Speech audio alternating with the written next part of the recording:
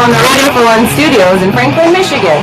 Welcome to the Detroit Cast. Big fan. A show not just free of charge, but free of FCC regulations. Thank you for your support of the Detroit Cast. Oh, there it is. And without further delay, it's showtime. Please welcome the Detroit Cast.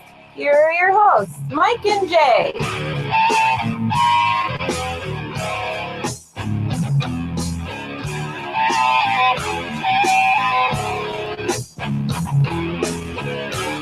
Hey, welcome to the Detroit Cast on a Monday. Mike and Jay.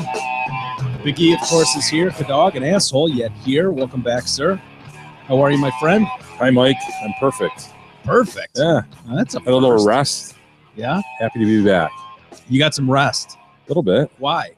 How? I ate way too much over the holidays, and Nice. it tended to put me to sleep, man. Yeah. Slept well. Very good. Very good. Welcome back. Does it feel weird to be back? Feel quick? No, it's good. It's good. Yeah. Yeah. But like you said, like leading up to it, you're used to having these weeks off, you know? Yeah. So yeah, my prior job, I tend to try to take this time, you know? So Yeah. it is a little bit strange to Would get you back get in the 2 saddle. weeks? No, you didn't get time. You took time when you could. Yeah. So it wasn't That's like so weird. yeah, you didn't just get time where you took off. You took off time, worked at home, Really? tried to just get away from it as best you can. It's an Yeah. awful profession, Mike. Have I mentioned That is terrible. So you can't really take like dude? You can because like cases are always going. yeah, and Yeah. you can put shit on the calendar and plan the best you can, but there's always work to do at home or emails or Oh, calls to make. It would never shut off totally. Like Yeah. my sense is you just shut it down, right? Oh yeah, Like you'd and have to. and you'd not think about it, and then you'd Yeah. come back and You do your best. Like I have to when the weekend comes, or if I go out of town for a week, I literally don't even look at the news a lot of times. Like I try to completely shut it off and get away from everything mhm. because I don't know why that is, but it's like, oh, you need to just like shut that shit down from time to time and not. A lot of jobs you can't, man. Yeah, well, It's brutal. this is one of those that you can sort of, then you run the risk of coming back and not really knowing what's been going on in the world. It's easy to fall out of step with what's going on. After just a couple days off, obviously, but when you take 2 weeks off, Yeah. you can do that. Miss But a whole news cycle. yeah, a few of them. So anyway, it's good to be back. How was your Christmas? Good It was fun, yeah. overall? Yeah. Kids good? Were they happy? They were happy. Let's see. We had Christmas Eve at my house, which was awesome. We basically had Thanksgiving. I like And that idea. Like I said, dude, I ate so much. And I think it's like I talked about when I went to Cedar Point and I got sick on the roller coasters and I can't do that shit anymore. It's the Yeah. same with eating now. I've turned a corner. I'm getting old, dude. Why? I can't eat like I used to and handle it. Now I eat and I feel like an old man. I lay there and I can't move and I can't take another sip. I'm like an old man. Yeah. Like I felt like my lungs were collapsing. There was too much weight in there. There's Oh, too much that's stuff. That's a terrible feeling when you get older too, because you feel like, is this the big one? Am I going down right now? Is what's going on? I honestly I did not feel well. And then that ended and like I said, I slept like a baby though.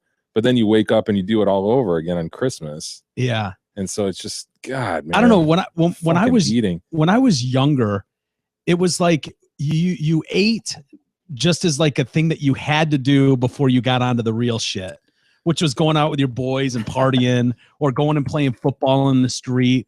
And so, but as you get older, it's like, I look forward to this meal. And then you overdo it at the meal and then you just want to lay on the couch. Yeah, the meal becomes an event now. Yeah. And now, like I said, I turned the corner. I can't handle it anymore. I can't handle the gluttony. Mm. God, don't take gluttony away from me. No, absolutely One of not. my favorite sins. Yeah. Yeah. Gluttony. Gluttony's a good one. Man. How was yours, E? Did you have a good Christmas? I did. It was whatever. It How's was fine. Zenders? How's Franken? You know, we didn't, I kept meaning to say that. I forgot that, like, I just always mention that. There's two restaurants, and Zenders is on the one. There's actually the Bavarian on the other side, and that's the actual one that we go to every year. Every year it's the Bavarian? Yeah. It was good. I always enjoy it, although What did we didn't- Nana get? we just get what we just get the thing. You just have the family style where everyone you pay one price and Yeah. just unlimited. Did Nana eat a lot? Not that much. Did she burp? Yeah, No, she I don't did. know, but Yeah, Did she it, did. did it stink if she burped? I don't know. But I will say it's very much, as I mentioned, I think last year, a game for us on like how much we can bring, how much we can eat, but also how much we can Take home? Take home. Oh. Carry out. Not that we need it, obviously, Yeah. necessarily, but and we fucked up this year. And like we didn't go last year, but 2 years ago, we had like 2 bags of like to go. How'd you get out of there with that? Yeah, they'll let you Here's do what, that. well, they will, but here's how we did it, and here's how we messed up this time is that we didn't we had a waitress that, for one, she wasn't bad, but she wasn't like helping us out as far as wanting to give us more. And we discussed it, and what we had done the last time 2 years ago when we walked away with a shit ton was when they bring the first round, and they bring the turkey and there's like stuffing, whatever, yada yada, and we instantly just right away, I remember the last time, then said, we're gonna fill it. That's gonna be gone right away. Bring another one. So then she brought another one, and when she brought the other one, we asked for one more that time. So then what we did is everyone had ate what they wanted. Then they filled their plates. Then we essentially asked for another round, and then just stuffed and then You instantly to the assholes. boxes. Is Nana partaking in Oh, this? of course, Nana brings like 2 giant purses with See, her. like all 8 of them doing this shit. Not like and then I noticed that me to the point. It's more of just a fun game, like I said, rather than this. Yeah, Whatever. filling your cargo pants. Right, or we're not putting stuffing plastic tots bags in your and pockets. no, yeah, it's more. But I do notice that me and my sister, and Mongoloid Aaron Rodgers and Brian were like looking around, and I was getting upset that I saw other tables with like, oh my god, they have like 6 boxes and we only have 3. Oh, Yeah, whatever. you kind of get screwed. What did you get? Fried chicken? Yeah. Yeah. But anyway, it was good. It was actually one of the better Christmases I've had in a while. Just, I don't know, for whatever reason, there was pretty drama free. So Yeah, you didn't order alcohol then? we Because did have beers. Whoa, and your mom You didn't did? object? We all Mom me, Francis didn't object to that? No, Outrageous. no, we all me, my brother, my sister, Mongoloid Aaron Aaron Rodgers all had a beer. What did you Wow. get for Christmas? What kind of gifts? I'm wearing one of them right here, as you've noted. I finally have new. My man Get used to strolls him. in. Get used to him, Jay. He You're strolled seeing in a with new lot. basketball pants, man. He's got the big block M, Yeah. I the didn't get. yellow and blue. Who got you those? Santa? Yeah, Santa. I don't know. I mainly got a few different clothes. I swear to God, whether people can believe it or not, my mom asked me over and over again for stuff, and I literally did keep telling her that I didn't want anything that, as corny as this sounds, that at this stage that in my life, that living at home and not really paying rent and stuff, honest to God, is enough for me. But she really does want to get stuff, so I got a few different clothes, new running shoes, few gift cards. What color are your shoes? They're normal, unfortunately, but they're You have to black. take They're them all back. black. I just didn't feel like dealing with going and special ordering girl shoes again, although I wanted to. I did want to. I just didn't feel like it. Yeah. But anyway, it was good. Yeah. So you didn't Good. tell me, what did Nana get to eat? She just had some chicken. Just whatever we were. I mean, just family Potatoes? style. Yeah, I mean, of All course, family style shit. All right. Mike, Good you? stuff. Yeah. It With was, the Beth's family? I went to Beth's family's on Christmas Eve and had chicken and potato, that kind of thing. And yeah, and then I sat home by myself on Christmas Day, which was God. awesome. Was awesome. And then Beth came over at night and we did Christmas, ourselves. I You had made huge dinner. panties, Yeah, I got her some panties and enormous bra. size. No, I didn't get enormous size. I should have. That should be my gag gift going forward. Now it's just some giant underwear Till every she goes year. into them. Yeah. She's So- a bit of a pear shape. She'd love that. She'd find that funny at first, and then she probably wouldn't find it funny. Well, just be like every joke that we always say. It'd be like the first year, it'd be funny. Then, Yeah. yeah, I get it. Yeah. Hey, Jay, guess what I got for Beth? Some big old I panties. laugh my ass off every year. Yeah, fuck yeah, you did. It was funny when it was an accident, you asshole. And then I got a crock pot. Ah, perfect. Yes. You needed this, Mike. I did. So change your life. I don't know how it works or what it Jesus does Christ. exactly. Do you? Yeah.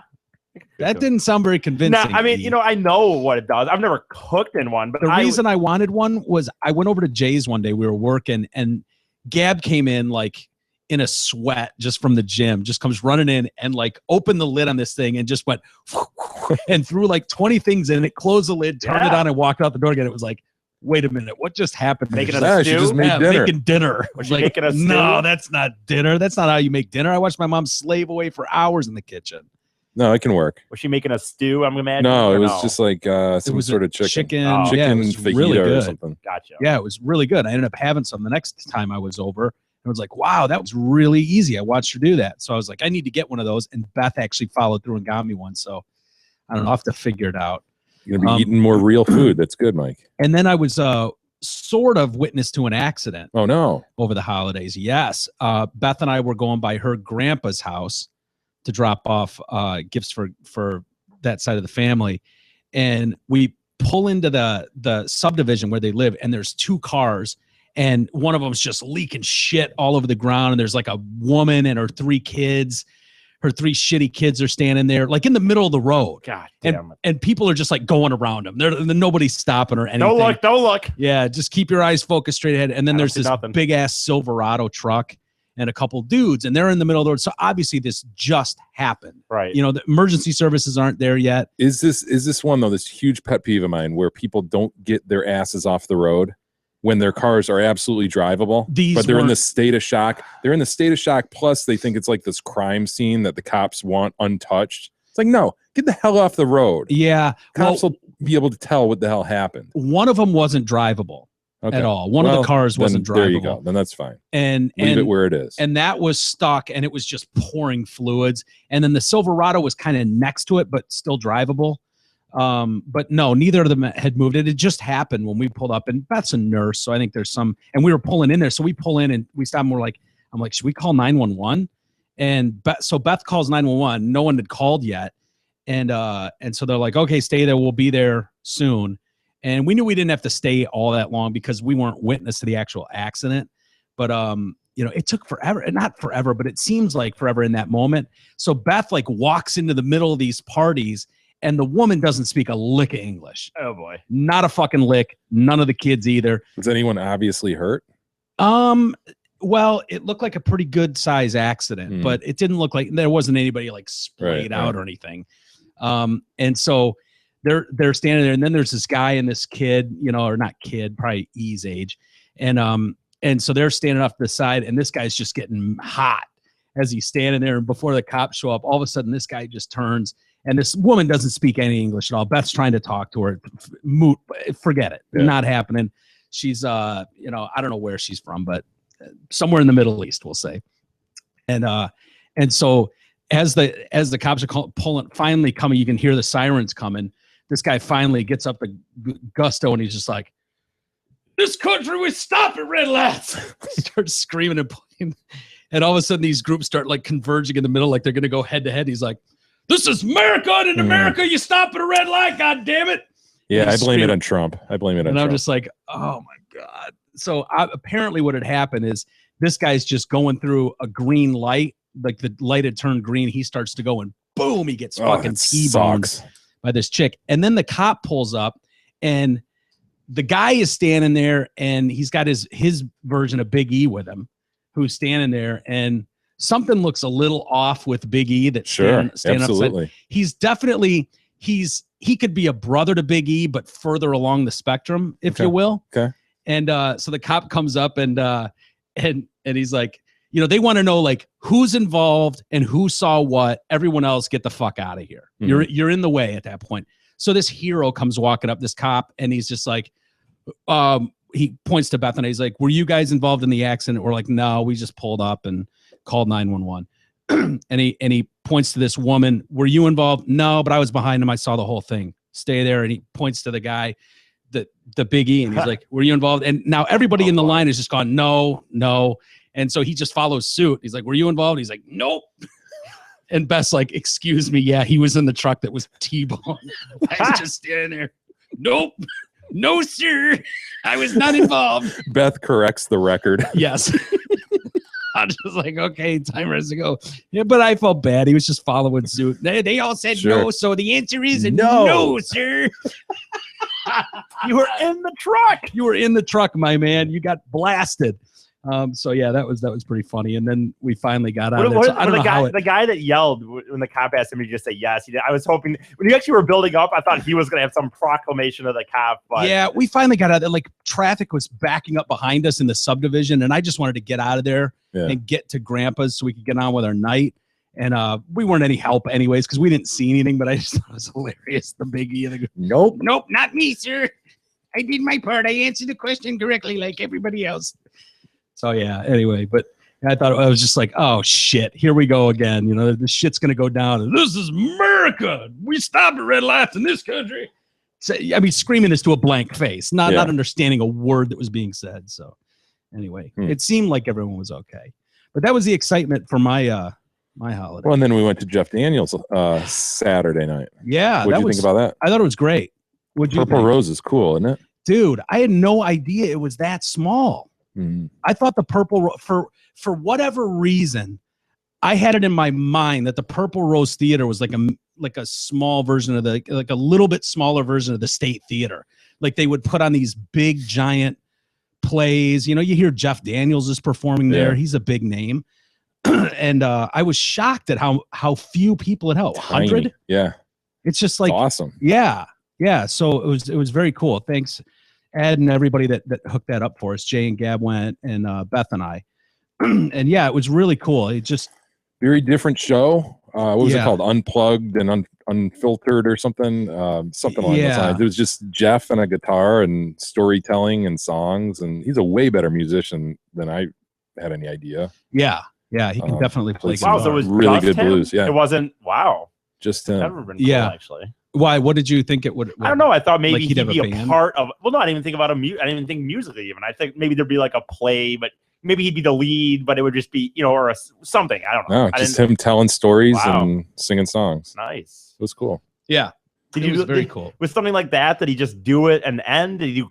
I almost think like he could do questions or something. Maybe he didn't. Yeah, that would have been cool. He could have definitely done a Q&A if he wanted. He could do anything he wanted. I mean, it's a cool little town. But he didn't. So he just did his thing and then walked off. He did his thing and then he did an encore and did another song. Really? And then he just, boom, walked away. Yeah, and then he was done, standing ovation, and yeah, no, it's very cool though. If you haven't been out to the Purple Rose Theater, I can't definitely recommend it. So some good spots for dinner. If you want to hit dinner and then hit a show. Yep.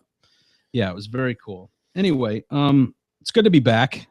It's good to be back. I was just gonna say, but just like I don't know, being in here was one thing, but starting and doing this, I realized that I missed. I guess just sitting here telling the stories and shit. I don't know. Biggie missed us. You missed us. I didn't miss it. You missed us. I missed Did you miss us? I missed this. I missed doing the show. He missed you, Jay, is what he missed. He missed interacting with you. See that moon over the weekend, D? Oh. No, I didn't. First full moon on Christmas in 40 years. Was it? Yeah. I didn't. I pulled into Beth's house and saw it through the trees, and I absolutely thought of this asshole. I swear to God, I couldn't help it. I pulled down the street, and I just thought, I wonder if Jay's looking at me. The thing is, though, I never said it. That's your guys' creation. It's not like I said that one day in a slip. And I understand. Yeah, but you want to take a break and be away from you, E. And you can't even look at the moon anymore. Here it is, Christmas. I'm getting ready to prepare dinner for Beth, who worked all day. The last thing you want to think about is fucked hard. Greasy plumed asshole. Yep. What was your Christmas dinner prepared? Was it driving to the Nope, I actually made Chinese restaurant? What'd you make? I had a bag salad, 90-second rice, and some chicken that my mom sent for Christmas. But I had to make, though. They were frozen. They were from the Chicago Steak Company or something. They sent me some steaks and chickens, and so I made those. Well done. That counts, right? Yeah, that's great. Dinner. I made dinner. It's better than going up to, Boston Market or something. Yeah. I agree. Hey, this segment's brought to you by Mayer and Company Accountants. Paying taxes sucks. The whole process is confusing and time-consuming. Let Kyle Mayer and his firm handle your personal or business taxes. We know that Biggie has no clue where the bean even is, but Kyle Mayer counts beans for a living. Call Kyle at 248-521-0016. Tell him the Detroit Cast sent you, and you'll get 10% off your year-end tax preparation fee. Should we get to the show? Indeed. Dare I say a big one today?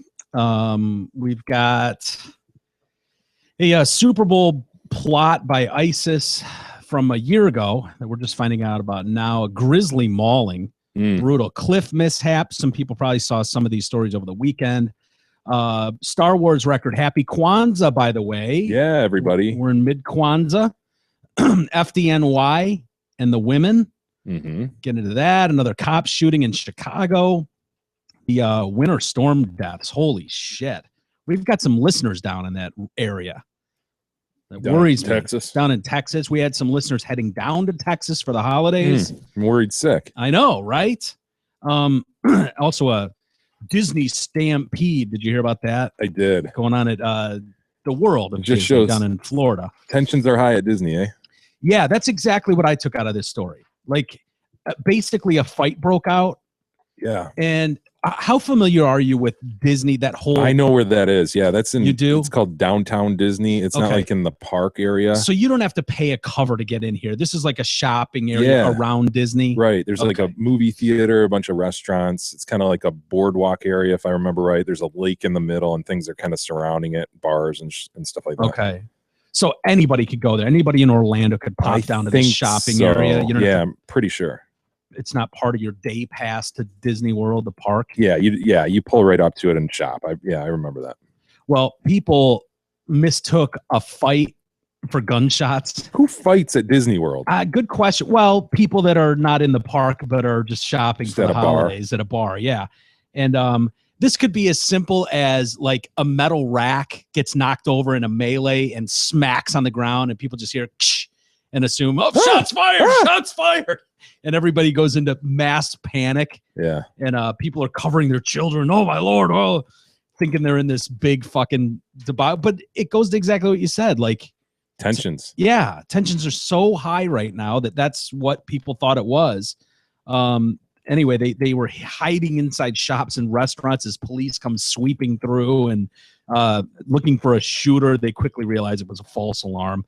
There was a stampede at the Lego store. The Lego store. Yeah, I can picture I wonder if people exactly were just grabbing like some of those kits where they just like, especially Star Wars making right now, they could have been just grabbing Death Star kits or whatever. Yeah. No, I don't think people were looting. I want to loot so well. Loot downtown Disney. I don't know. Maybe.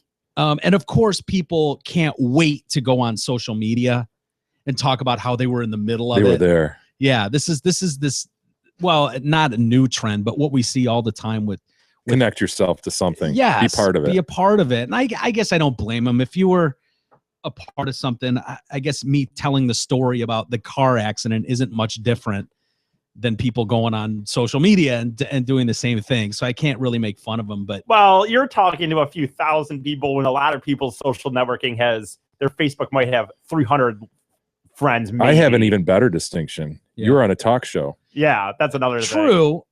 thing. Yeah. I mean, I could have said that too, but yeah, you didn't. Well, okay, but I could have. It was in my head. I didn't think it was good enough. So people can't wait to go on their Facebook page and post, there was a stampede at the Lego store at Disney Springs. Luckily, we were only on the outside area of the store. We were able to shield our kids from the mob. What? Who cares then? That's a non-issue. Scared the shit out of us. That's a non-issue then. You said scared the shit out of us? Yeah. It's a Disney World. You can't say that stuff. This is basically a Disney story. And you say scared the shit out of us. You can't do that. And you just said you were there with your kids. So you're with your kids. I don't know. Heavy police and EMS, aerial presence, great crowd control saw us safely out of the area after a brief period of huddled confusion inside a nearby restaurant. I do believe they were and will continue to downplay the seriousness of this incident, but we were witness to the level of panic shown by those closest to the action. The sheriff's department there told the Orlando Sentinel that the fight started on the second floor of the Bongos restaurant. Familiar with the Bongos? I don't restaurant? remember the Bongos, no. The confrontation created a loud noise that may have sounded like a gunshot. One person was arrested, but they say it was a total false alarm. Everyone's on edge in general. I guess it started a mass panic. I think all this does is emphasize to ne'er-do-wells how big of a panic this would cause if it were a real issue. Yeah. Yep. And it's right on the heels of their new policy with the metal detectors. No toy guns. And no 14-year-old or overs in costume. Yeah. I mean, that's really that was the pork to that rule, though. Right. Remember, that was just protecting the douchebag against douchebags. Yeah. To stop face painters and such from walking through there looking like assholes. Eliminating douchebaggery as best they could. Would you dress up going into Disney World? You'd be a pirate. You would. No, you know what? I liked doing. He'd be Pan. No. Wait. Now, He is pan. Yeah. I face painted for sporting events and stuff, but I never really got into dressing up in costume. Like, I mean, I did Halloween, I guess, but I wouldn't. That wouldn't have been me. Have you been to Disney World? Yeah. Never did. Never. How old were you when you went? It was a long time ago, dude. I was like 7, maybe. Oh, you maybe definitely wanted to dress up. Come on, you telling me you didn't? Well, I did want to be a pirate or something. Yeah, but I'm talking when you're talking about douchebags of 14 and up. I thought the insinuation was that I would at 15 would have been walking around with my feet. Yeah, no. But let's cover the 7-year-old E first. Establish that you absolutely were into it, and then we'll move on from there. Well, I guess I would have, because actually, I don't know if I ever revealed this. No, go ahead. But back when I was living in a different house that I live in now, I was really into the Ghostbusters.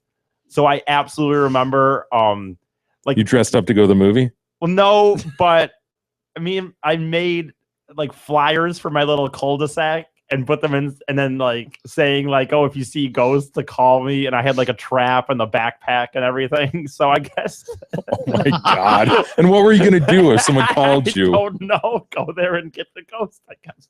Dude, hold on.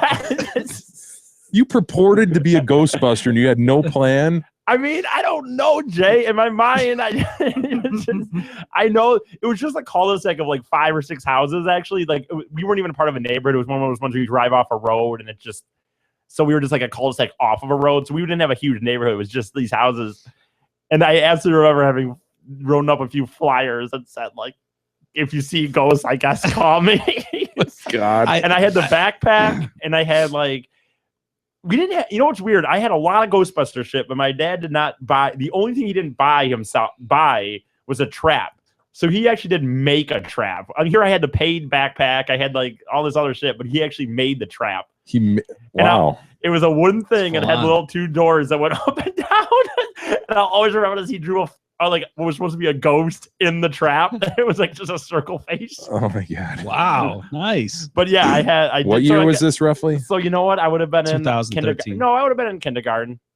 So I don't know how old you are in kindergarten. So I guess I don't remember dressing up at Disneyland. Who are you gonna call? But I guess you're right. I guess I did dress up as Ghostbusters. So I'd love to blast E for that story, but you did the same thing. Well, no, I didn't do the same thing, but it might as well have been the same thing. I can't believe I'm telling you this, but me and a couple buddies went around the neighborhood when I was probably that same age in Kiss masks.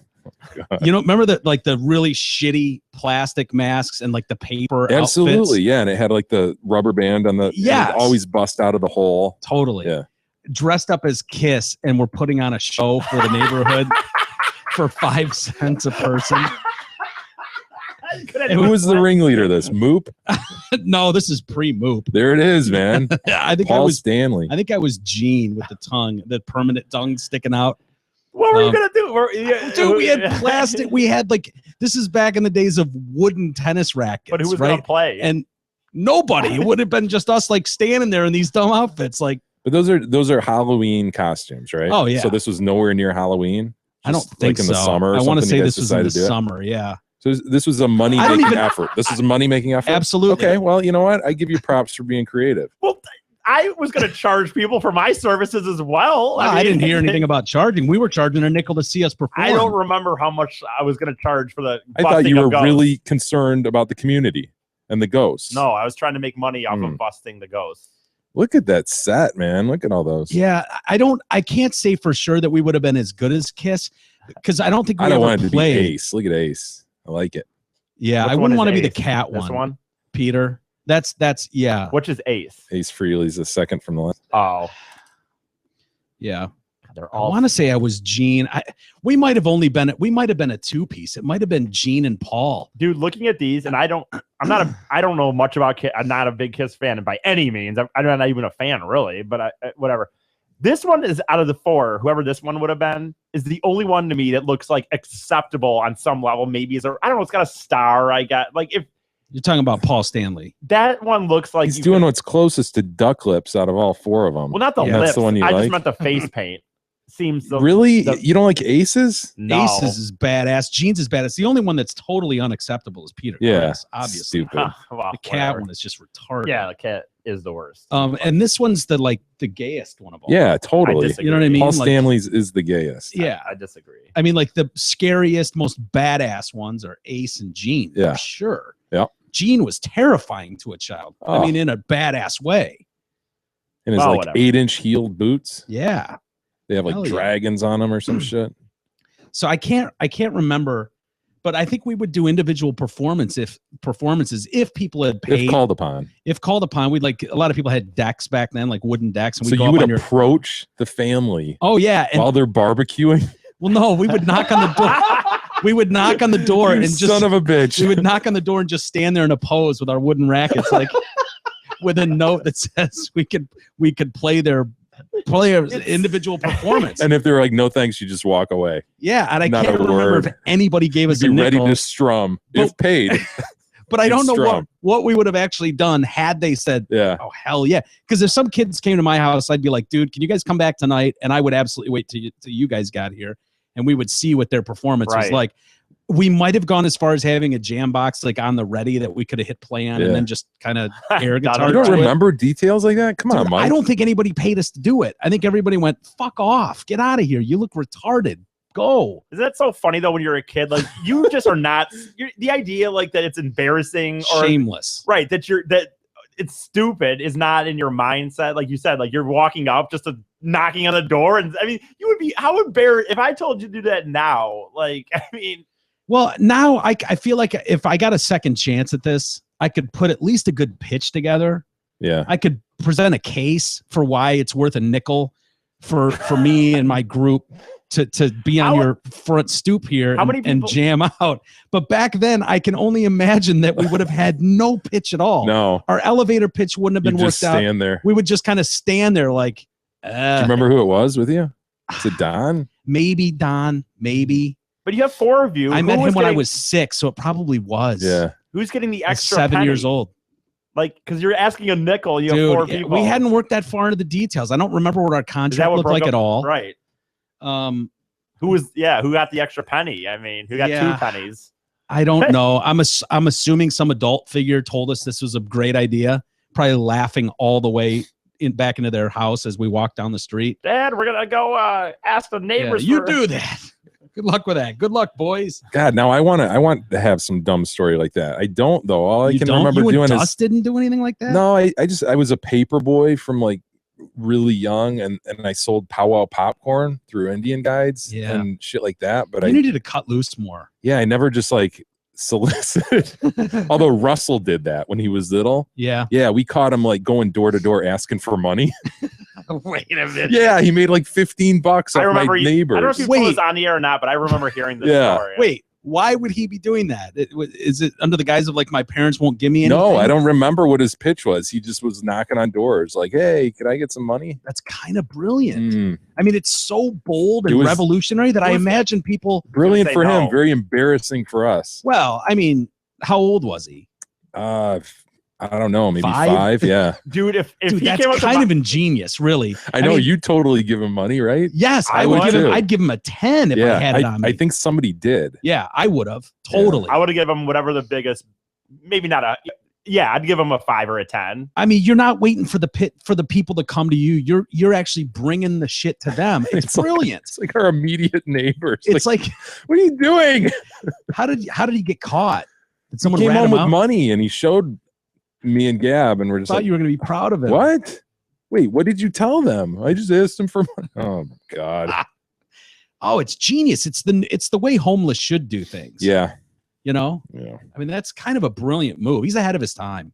He didn't even dress good up things like in his future. Yeah. We only got a nickel. He got $15. He was better than us. Hey, so Santa didn't bring you the gift you were hoping for? No worries. Steve Gabar and the team at Zott Ford and Holly can make your wildest dreams come true. That's true. They can. Today through January 5th, you can save thousands on a new Ford and most likely get 0% financing as well. These deals end on Monday, so drag your ass off the couch, put on the ugly clothes your in-laws got you for Christmas, and head to Zott Ford at I-75 and Exit 98 to take advantage of their insane year-end inventory reduction sale. Did you hear about this local guy, Anthony Tolson? Played bass. Yeah. Toured nationally. Tragic. With Neo, Young Jeezy. Killed over the holiday weekend. Brutal story, man. We actually know people that knew him. Yeah. He left church, plays, of course, as a lot of these musicians do in the church band. Left Christmas Eve service on his way to bring gifts to his 3 kids when he was killed and his SUV was stolen. They're still looking for the guys that are at large that did this after carjacking. Yeah, he was going to celebrate the holiday with his daughter and his 2 sons. He never made it home to see Amber, his daughter, and Aaron and William, his 2 sons. The two assailants told the 33-year-old to step out of his Chevy Trailblazer and shot him dead around 9:30 at night, according to the Free Press. Damn, he said on Christmas Eve? Yeah. Yep. He's leaving Christmas Eve service to go meet his kids and do presents with the family.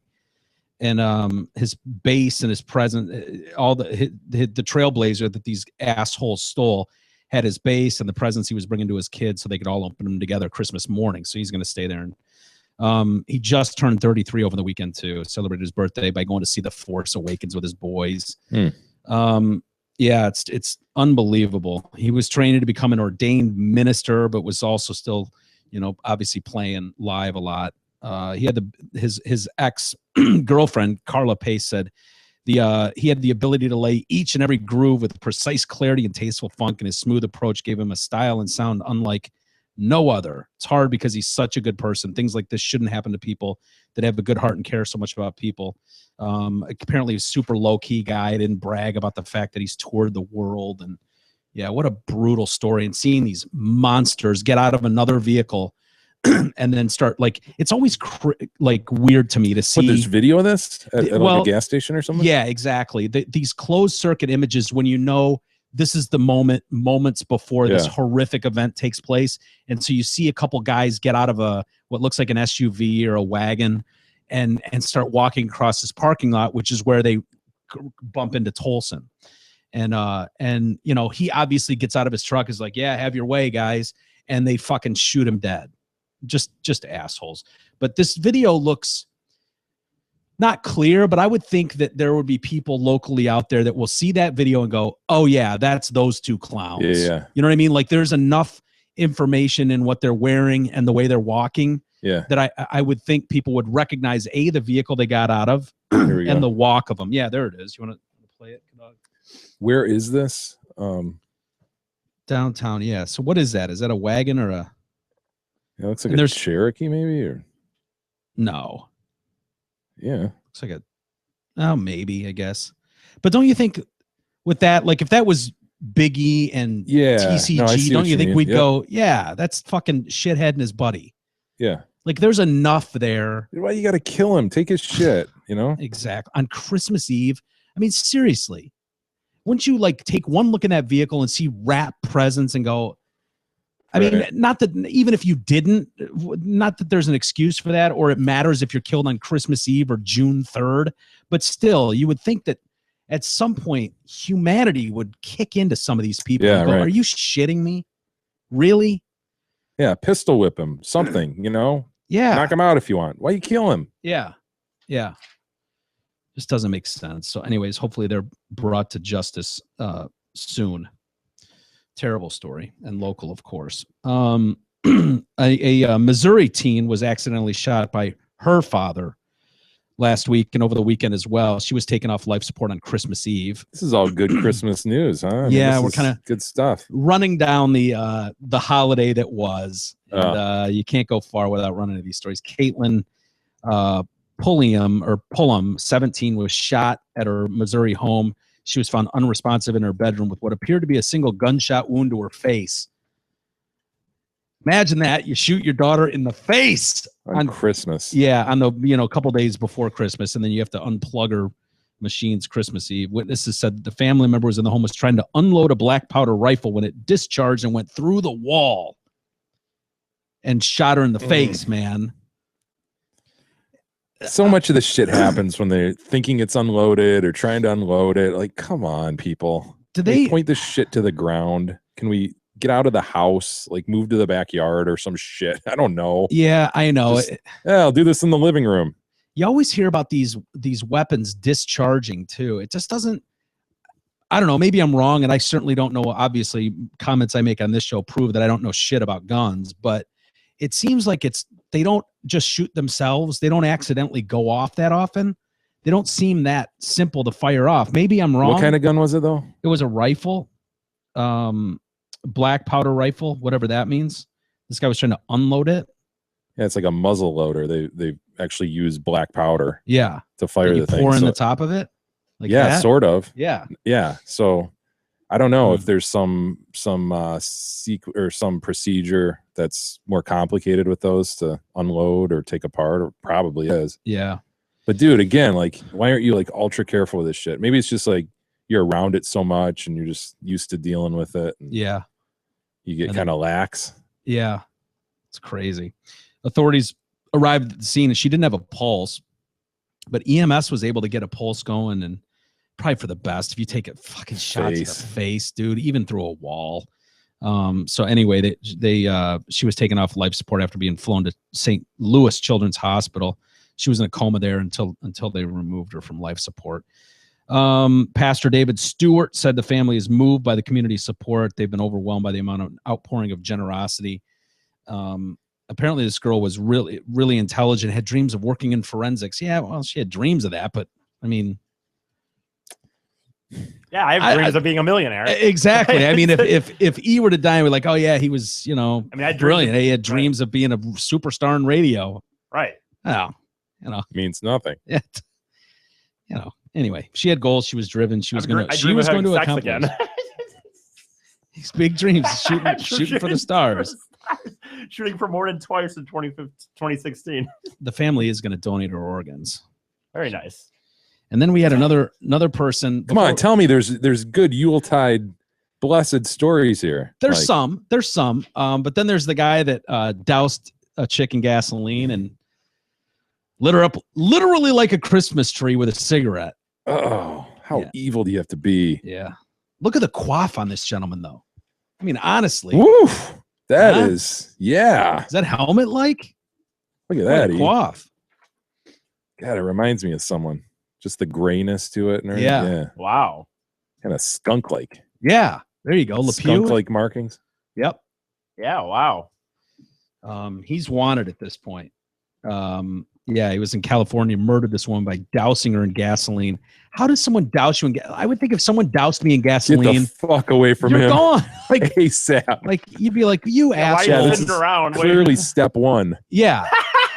Like, yeah, why are you sitting around? Like that's the only step. Where are you going with this? You'll worry about cleanup and step two, perhaps down the road. Payback you can worry about down the road. Oh, that son of a bitch. I'm going to douse him in Vaseline. You know what I mean? Like you can worry about that shit later, but yeah, you start getting gas poured on you. Yeah. That's not the end of the story. Yeah, you got to make a move. Clarence Deer is the guy that did it. He's been branded dangerous by police. Well, that's good.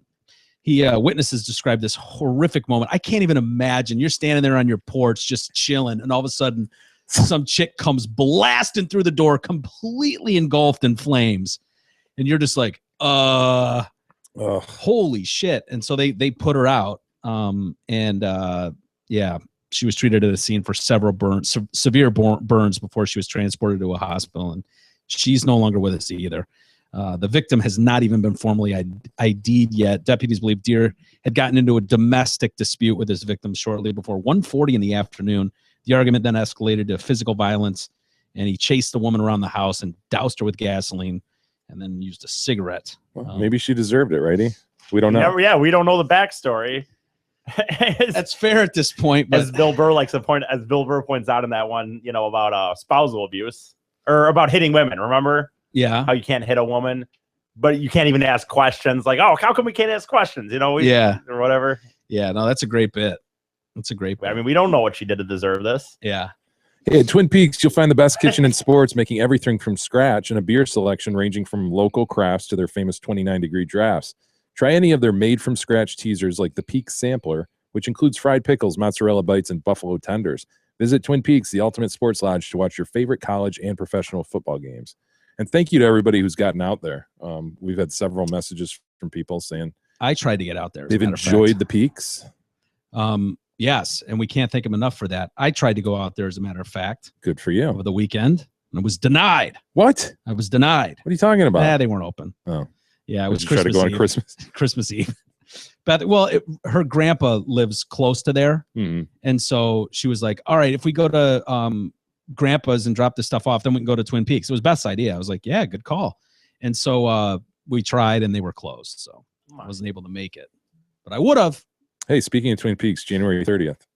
Yeah, we're going to be out there. We're going to be out there. Yeah. Come on out. Just do a small meet and greet with everybody that comes out. That'll be fun. We'll have some beers, have some food, tell some Fried stories. pickles and shit. Make Big E come. Kadog will be there, right, Kadog? Whoa. Make Big E come? Well, we won't make him come. But Big someone E will be You there. never know if that won't happen, though. I can't promise that won't happen. Yeah. Big E will be there. Kadog will be there. Jay and I will be there. I'm assuming the ladies will be there. The ladies. I don't know. As long as Beth doesn't have to work, she'll be there. So, yeah, that'll be fun. January 30th. Time? Do we have a time yet, or we just We don't have a time yet. in the evening? But open your calendars. Saturday, January 30th. Yeah. You said was anyone disappointed on Christmas with their haul? Oh, no, not at all. I was very No. happy. Kids weren't. Have you ever had the Christmas year where kids are like, they wanted the Red Ryder BB gun and They haven't let on like that. No. I'm sure like everybody, like when you're a kid, you definitely had those, right? You expect to get something. You're like, "Oh, it's not here. There is Yeah. something up. Yeah, you're right. When there's that. And you try not to be a dick, although you were probably just openly a dick, right? E? Where's my berserker? Well, I would say the worst I ever responded to a gift. Invaders. The worst I ever responded to a gift was back when we were doing a family thing, and one of my aunt or someone had given me a gift, and it was a homemade ornament, and I was kind of like, oh, You poo-pooed it? homemade Well, you know, ornament to a didn't- child. I didn't poo-poo it, but I was just like, oh, Less than excited. thanks. And then she kind of goes, well, you can open it, and then there was like a 20 inside, and I was like, oh, okay, that's cool. but Dick Wow. But brain. oh, come on, dude! Any kid at some age, I don't think a homemade ornament, but I think that's the worst. But you're right. I don't know. I can't. There are those things where, as a kid, you in your mind, there's one gift that you think Yeah, that you're you want hoping, the most, and then you're like Yeah. happy the whole time, and then it ends, and you realize there's nothing left. And you're Dude, like, worst oh. feeling ever, right? When you look and I there's really no more. thought Yeah. that one gift was coming. Like if it's in your mind, if that was the biggest one. Yeah, my brother was such an ass. He used to hoard everything. He does it to this day. He hoards all of his shit and he lets everybody else open. And then he has like a but it- pile at the end. So that he could just Chad. rip every Yeah. right. He can have his own Yeah. Christmas after the There is Christmas. a game of that. You don't really want to be, especially I think when you're a kid. I feel like there's a game. You want to make it feel like you had more to open, and by saving that, it's the perception is that you did because everyone's done and you're opening so many Still gifts. Christmas for him. Right. Yeah. Son of a bitch. I remember Good move, being disappointed one year, probably, I don't know, 11 or 12 years old. And I got the ruler pen gifts. The ruler pen. Yeah, I got it from, family members, a ruler pen. I don't remember the ruler pen. I didn't either. I'd never heard of the ruler pen, but it was a pen that folded out into a ruler. Oh my God. And it was like, come on, man, I'm 12. What the? And then me and G and Chris each get a ruler pen. Mm. Oh, I'd be pissed. And A ruler, man. and the problem was I knew Look my at it. mom was such a good gift giver. She looked out for, So you knew your cousins or whoever Oh, were getting something way we're better. getting hooked up. Yeah. It's like, oh, wow, you guys got new bikes and we got ruler pens. You shitting me? Yeah, that sucks. You know what I mean? Like that. I didn't say anything to this Yeah. day. I mean, yeah. Do I hold it against them a little bit? A little bit. Sure. Until you held it in. Yeah. But I mean, at the time, there wasn't an outburst or anything. There And then wasn't. you're kind of looking like, so where's Where- the other? Oh, Yeah. this Where's is the it. big one? The ruler pen is it. Yeah. Oh. Huh. Merry Christmas. Yay. Were they sold out of socks? We actually got the boys socks this year.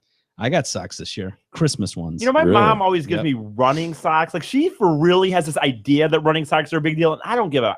Like I the don't right really- socks or something like the Right. double ply. Yeah, and I just don't care. I Mm. really just run in whatever. Like I don't know, for some reason but she really thinks it's a big deal. And every year when I get my shoes, she always gives me them, and I tell her like, dude, he's just going the regular pile, and I wear them sometimes, but I don't notice any difference. Yeah, he doesn't care if his socks match. Half the time he walks around here in his sock, he'll have Right. a black Yeah. one and a white one on.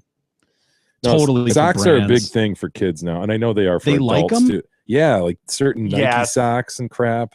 Oh, They have to have okay. a certain look. I They forget what were they're though called. even when I was when we were kids, tube socks were it, and it was just like those were the throwaway. Those were just like underwear and socks. Yeah, were like a staple. They were but then when we were growing up, it was like socks weren't a thing.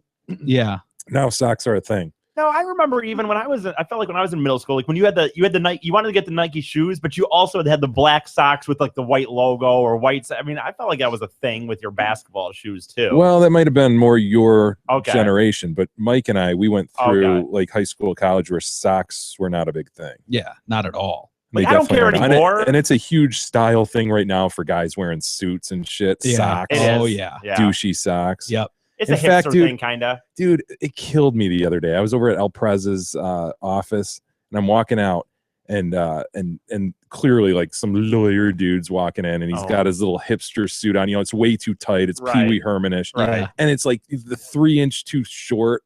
Oh, you know, the the show off his look. badass Yeah, and he's socks. got these stupid socks on. You wanted to slap him as he I walked wanted by. to crush him. I almost clotheslined him. I almost did. I was like, you are such a douche. Well, when I think back of like greatest gifts in my life, I think it's 8 years old, the Mongoose bicycle. I mean, was huge. That was huge. Huge. Greatest gift. And then the other one that I remember was big was one G and I got. Did you have the mag wheels? I eventually had mag wheels. Dude, mag wheels were so big when I was a kid. Like if you had kids in the neighborhood were jealous. I never had mag wheels, but I mean, like if you did, it was like, fuck, he's got mag wheels. Yeah, I had mag wheels. Wow. I did. Yep. And it was silver Mongoose. I mean, real the chrome deal. look. Chrome like look. Yeah. I mean, it was bad as shit. Had the little Mongoose insignia like right at the neck there. Yep. Yeah. And I decked it out. I mean, it was sweet. It was sweet. I mean, I think back and it's like, yeah, that's Christmas. You know, when you get a Mongoose bike for Christmas. And then the other one was when we got, and I can't remember if Santa got it for us or the folks got it or who, but no, it was the folks. It was? Yeah. You remember? Okay. Nintendo 64 with Super Mario Brothers, Duck Hunt. But Derek had all this shit. So you had full access to it. That was a huge day. Because I think it was built up like, no, you don't need video games. They're a waste of your time. They talked it down, and then you open it up. You're bullshitting me, Mom and Dad. I love it. Yes. I love it. That's genius. So played like a violin. We just bought so bad that we weren't going to get it. And honestly, it was a disappointing Christmas. It really was. That big gift, the bike wasn't there. Yeah. Nothing was there. It was like, and then did Bob carry it in like at the end? Dude, it was the Christmas story moment. I have one last one for you. That is always why don't y'all open it together? It was the Christmas story moment when it's like, yeah, Ralphie, did you have a good Christmas? Yeah, it was all right. And Dad's like, what's that behind the desk over there? And there's the Red Ryder fucking BB gun, 200-shot BB gun. You know what I mean? It was one of those moments, and it was like, no way.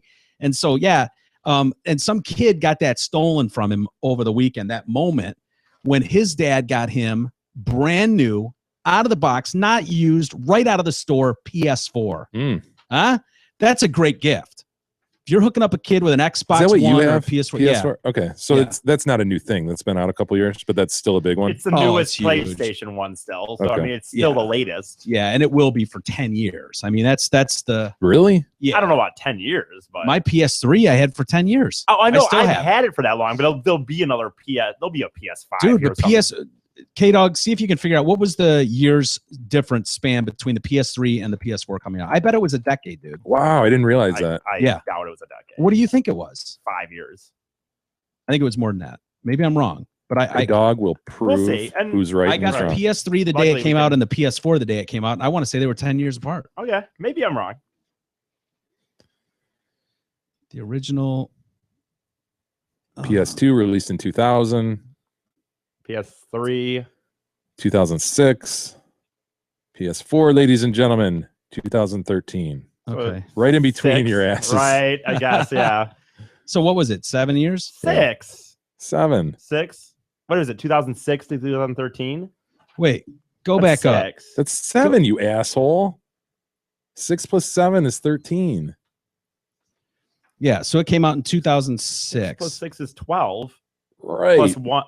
Oh, yeah. Oh, my God, E. Yeah. What the hell was that? I don't know. Dude. Well, what kind of Common Core shit was that you were just trying to pull? I don't know. Just didn't do math right. 9-year-old Scott, and that's the age, man. Scott Lundy. I don't know if that could have been 9 years old. Santa got it for him. Oh, this is crushing. So Scott Lundy, he's over the moon. Obviously, he opens this shit up. It's like PS4, hell yeah! He's screaming to Dad, "This is the best Christmas ever, Dad. Can we set this up now?" And his dad's like, you can, yeah, sure. Let's set it up. They open the box, and someone had stolen the PS4 out of it and replaced it with a wood block. And to make matters worse, they put a dick on it. Yeah. Oh. And they scrawled on the wood, "From cock and balls with love," and they drew a dick and balls on it. Oh my God, dude, that's kind of like, that's more than just a block of wood, isn't it? Screwed together and everything. Like it's like they weighed it out. And yeah, it's kind of built like a little. It almost looks like it. The shape, yeah, it fits the PS4. Wow. Someone so they actually put it into the styrofoam. Probably. Wow. Probably clever.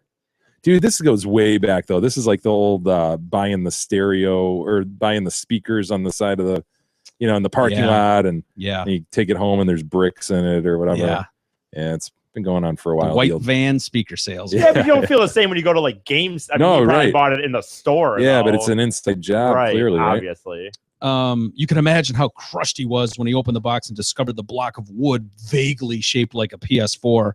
The parents, Kristen and Brian, they were shocked when they saw this "From cock and balls" written with a dick and balls on it.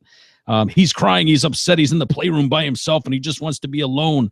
So at that point, I was crushed. His mom, Kristen Lundy, said, or his stepmom. Here's the thing, though. Like, you could go get another one, right? These aren't so rare that you have to stand in line. Go back to the store and say, I mean, can't you just tell a kid? I mean, it sucks, but we'll get it tomorrow. Yeah, that does suck, though, when you get that gift that doesn't work on Christmas morning. You have to do the return. That's a huge deal. I remember having to deal with that once. But batteries. I always remember things.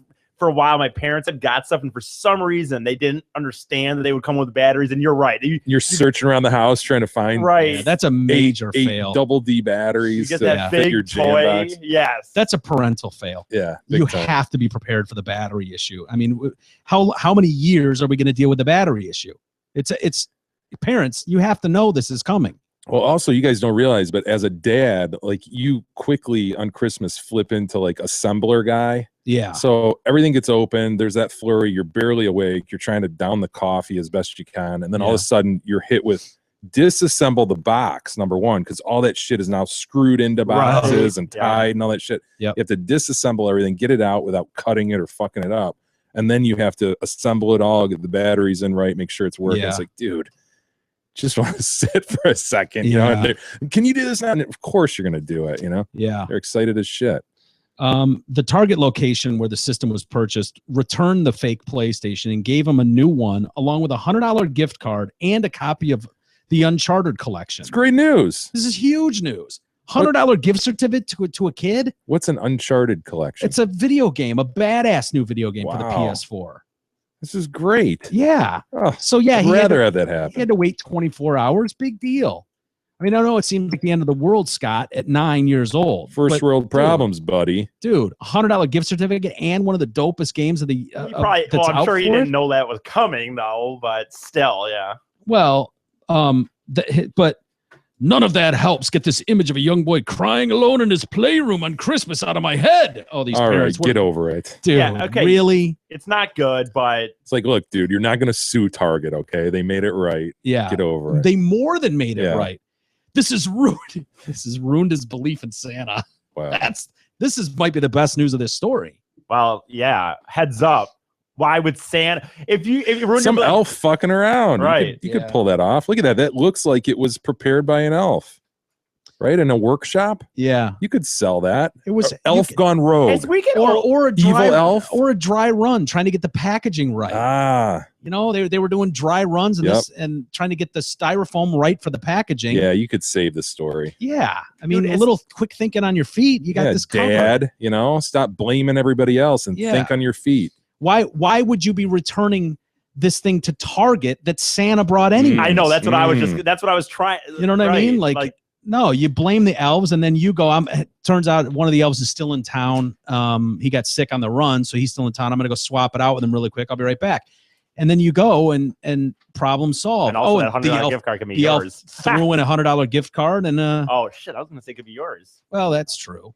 And, yeah, you and could this totally game. pin this on a Rogue Elf. You Yeah. could. Dude, with technology, question. like now, is it how more and more how could kids believe that Santa's out there making iPods, or I guess people don't get iPods anymore, maybe. But I think like you'd have to come up with a story like they're a distribution center or some shit. I don't know how you do the that. story I don't know has how. to evolve, Yeah, in my opinion. Yeah. Because some of all the movies the kids still see are them working on fucking toy trains or something, and trains like or the pop up, Right. ring around the roads, Like, like boop, the thing those- pops up. Well, just elves I up there mean, making Galaxy phones and shit. it doesn't take Yeah, a how do you genius. explain that? I don't know. I mean, just think about, you're essentially driving neighborhood to neighborhood across the globe in a 24-hour span. I mean, the story alone It's should magic, Mike. send. It's the magic of Christmas. But that's not magic. He's literally coming down your chimney and dropping shit. He's eating your cookies and milk. Time. How much cookies and milk can this There's guy always so story stopping with suspension time. of time. Although having said that, when we go to suspension of time now? I've never heard that. I totally remember No, that kind of being a storyline. I don't know if my parents told me it, but It feeds off just the complete selfishness of a kid, not realizing there's others out there. It's all about you, right? So Right. it's like, I don't give a shit about that. He's coming down my chimney giving me shit. He Yeah. doesn't think anything beyond that. I mean, to go cross country will take you 4 days. I reckon. You know what I mean? If you're driving, now imagine stopping at every house, even if it's for a minute, for 1 minute. I mean, you see how much 20 shit he's billion dropping people into the live in trees. America. Yeah. 300 million, 300 million people live in America. 350 million. I mean, now there's some naughty ones, to be fair. Of course. Obviously, Some are on the list. you're only stopping at, let's say even half of them, quarter of them. Huh. Just doesn't make much sense. The mom did her best though. She took to Of course. Facebook. Oh, good. That's where we Right. go, right? Whenever we have an issue. Yeah. And she said whoever this was, be it a rogue Target customer or rogue employee or a Target customer or someone at the factory, perhaps the Elf factory, pulling a prank, go fuck yourself. Oh, that's nice. So is that her I'll wait. message? Yeah, go fuck yourself. That's Seriously, nice. I'll wait. So Oh my gosh. it's a good message on Get Christmas over to it, send. lady. Jeez. I mean, God, it does suck, but Jesus Christ. get the hell over You know it. what's weird about this, Jay? It's like, and it's hold one- on, like, is that surprising? Is that so surprising that someone would do that? No. She's like, oh my God, I can't believe this. I can't believe we suffered this. Yeah. Yeah, I'm sure 100 other people did too, and they're just not bitching about it. They just took it Yeah. back. It speaks volumes about where society is But it's like so this. weird to me. Because it seems like when people bitch loud about stuff like this, they get more. It's like people have this emotional distress thing that they can lean on. I wouldn't be surprised if you read that they're suing for Yeah. damages now because of the emotional distress. Ruined Christmas, ruined belief in Santa Claus. And there is some shitbag lawyer that'll take that case. Yes, there is. You know what I mean? It's Well, the thing it's is- sad, but we've seen that play out so many times where you could see an argument like that. And it's like, okay, now this is going to be litigated. And now Target has to go, okay, is it worth it just to give these fuckers $2,000 and have them go away? Yeah, right. What's weird That's to me is absolutely like, it. I can see a 9-year-old kid having that. I mean, some level, it's as crazy. It's maybe a little dramatic, but he's a kid. I can't believe in this day and age, when you talk about this is what you do, I just am shocked that 45, 50-year-old people, I'm sorry, who didn't have it their entire life, it's become so ingrained in people to go to Facebook and say, go fuck. You didn't have this 20 years ago. You know what I'm saying? Does that make it, you get what I'm kind of saying? Like, these grown people who didn't even have it 20 years ago have just so already in a short period of time got used to like, oh, I got fucked, so Twitter or Facebook is where I go. Oh, let me show a picture of my bag and go, this is my surprise this year, and it's just like this maybe or whatever. It just seems odd to me. And I'm not going to assume that they like showed the post to the 9-year-old. Look, we're going to tell them to go fuck themselves. I'm not going to I'm assume sure they that, didn't, but but- clearly they're whipping it up to their kid. Yeah. Oh my God, this is just outrageous. Blah. It's like, just everybody calm the fuck down. Yeah. And wait a day. I know. And of course they're going to return it. Yeah. As Yeah. if You walk they're- in with that, like, of course they will. You're going to get it made right. Relax. You just Yeah. tell the kid it sucks, and he is gonna probably Learn go to his room. learn a life lesson. Right. Life isn't fair. Life sucks sometimes. Yeah. Is that not possible to say that? Well, obviously it's Can't possible. anymore. No, we're Can not. you even say that to a kid anymore? That, hey, fucking life's not fair. Of Deal course with you my can. dad's And if dad's that- and if that's favorite the- statement was life's not fair. Totally. I say it all the time. And if that is like the worst thing that's going to happen to you, you're living an awesome freaking life. And again, awesome knowing life. in your head you're gonna get it anyway. You pay. It's not like you're just not gonna get this anymore. Like, oh well, life's not fair. You can learn that lesson, and you're still gonna get the effing product. If that's the worst thing that happens to you this weekend, life is kicking ass. Hell yeah. I mean, perspective, seriously. people. Yeah, nobody has it, but it seems like, you know, I don't know why it bothers me so much, the Facebook posting aspect of that. It bothers me more than anything, because I don't know, this family might be different, but so often when you see this, they will tag Target in there so that anybody that's on Target sees this. And now Target is put in the spot where there's a bunch of assholes going, well, Target, what are you going to do about this? As if giving them $100 extra and the fucking game, which is probably $60 more on top of this for something they really had nothing to do with. Right. Some guy gamed the system a little bit, threw a shitty fucking prank together in there, and screwed this kid over for a couple hours. Target had they're the middleman in this, but how much more do they have to make right? But, you know, again, it goes back to the argument, okay, what's it worth to make these people like happy so that it gives the illusion that we've done right, as if we did something wrong to begin with? Yeah. It's just infuriating. Hey, did you know that Krista Chelsky of Remax Suburban can help you buy or sell a home, even if you're looking or live far away?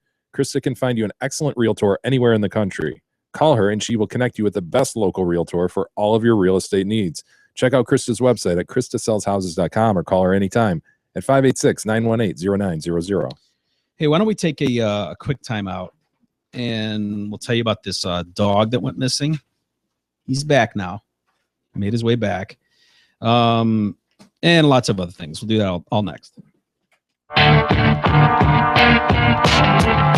The Detroit Cast continues after this short break.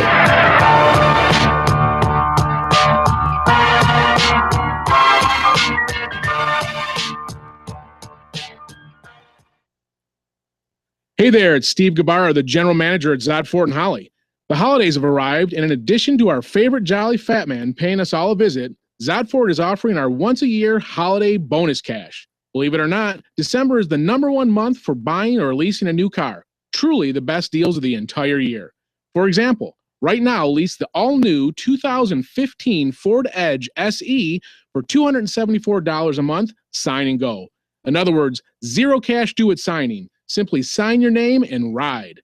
Hurry down to Zot Ford at I-75 and exit 98 to take advantage of our once-a-year holiday bonus cash and get your 2015 Edge for just $274 a month, sign and go. Check out our tantalizing deals and massive inventory at zotford.com. Hey, it's me, one of the football gods. I could make your team's season or break it.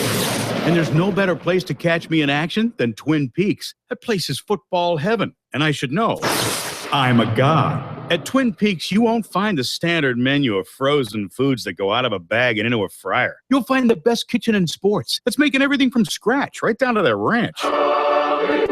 My thoughts exactly. So spend this season at Twin Peaks. I command it.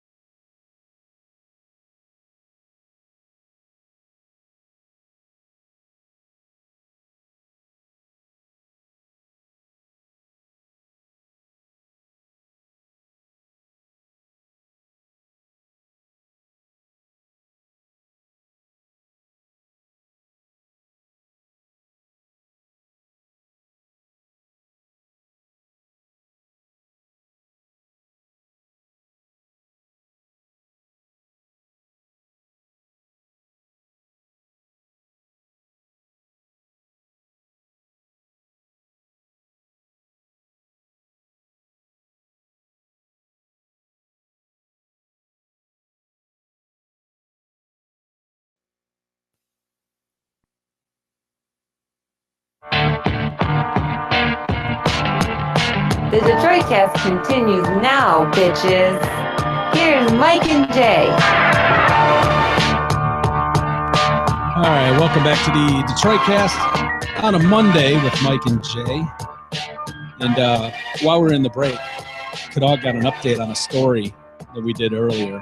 Remember the guy with the impressive hair? Very impressive. The people would know it more from the fact that he doused someone in gasoline and lit him on fire with a cigarette. Alleged. Alleged. They found him. What was his name again? Clarence Dual Deer. Yeah. And the chick is Dawn Hensley, 41-year-old woman who was doused. Oh, how do you do that to somebody? Yeah. Monster. Alleged. It is alleged monster-esque. It's very monster-esque behavior, Mr. Dual. I'm very disappointed in you, Mr. Deer. Excuse me. Son of a bitch. Look at that son of a bitch.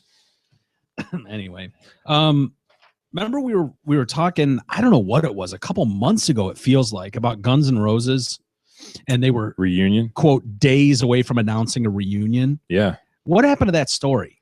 It just disappeared. Yeah, I don't know. That was like at least a month ago. Yeah. Maybe more. There's been some more hints dropped. Oh, recently. Well. Their official GNR website has they've updated their website image to the original logo of the Guns N' Roses, nice. like from the Appetite for Destruction album. Okay. Yeah. Harkening back to the early days, making people wonder, is it true? Yes. And also, there's a report from the website Ultimate Classic Rock that clips of the band's Welcome to the Jungle video are playing in movie theaters before some screenings of Star Wars The Force Awakens. Which, why would that be going on? So they think it's another hint at an upcoming announcement. I always think of Axl's hair in that video. That unfortunate teased hair. Oh, and Welcome to the Jungle. Yeah. Yeah. Yeah. The kid getting off the bus from Indiana. Yeah. Mm-hmm. Slash told CBS This Morning back in May that there's not an axe to grind anymore with Axl. Axl and I haven't really talked in a long time, but a lot of that tension that you were talking about has dissipated. We don't have all those issues anymore.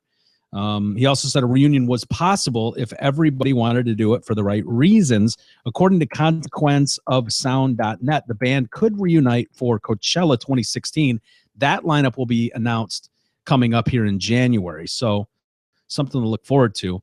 If Slash returns, they say it would likely mean the return of Duff as well as Matt Sorum. Now, my thought was, what about Izzy? Yeah, like, would you be happier with the GNR lineup from Use Your Illusion or Appetite?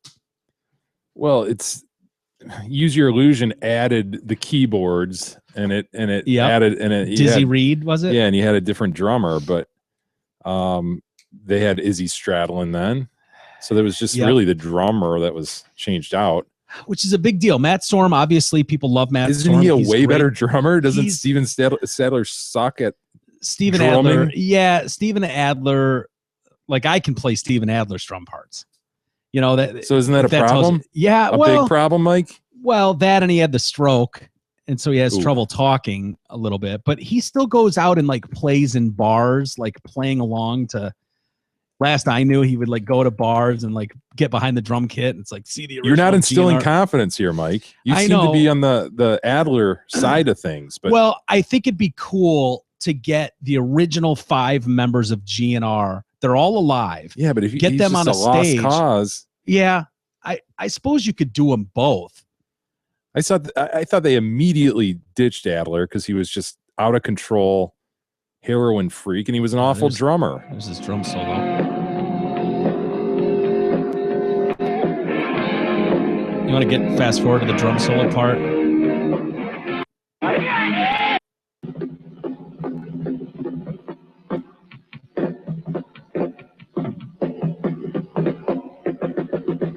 Yeah, you could do that. I see nothing that you couldn't do yet, Mike.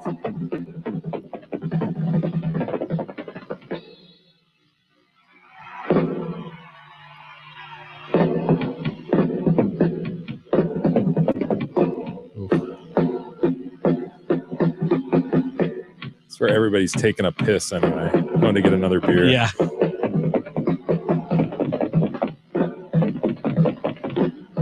Yeah, this is not. This is hardly impressive for a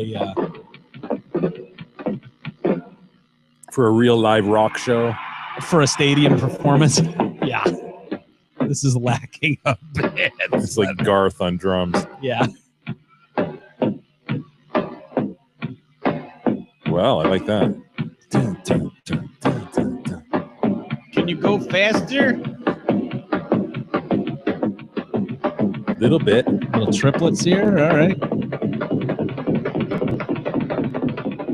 Video's gonna give me a stroke.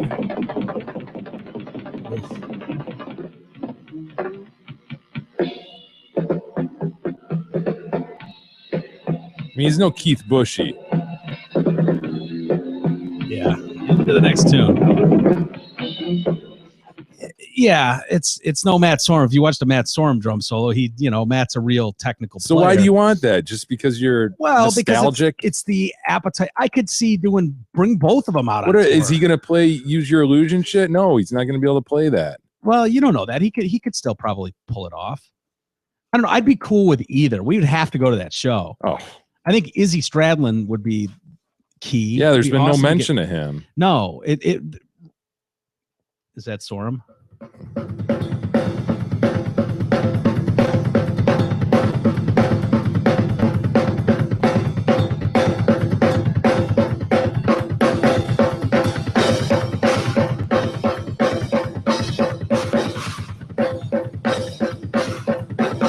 Go get it, man.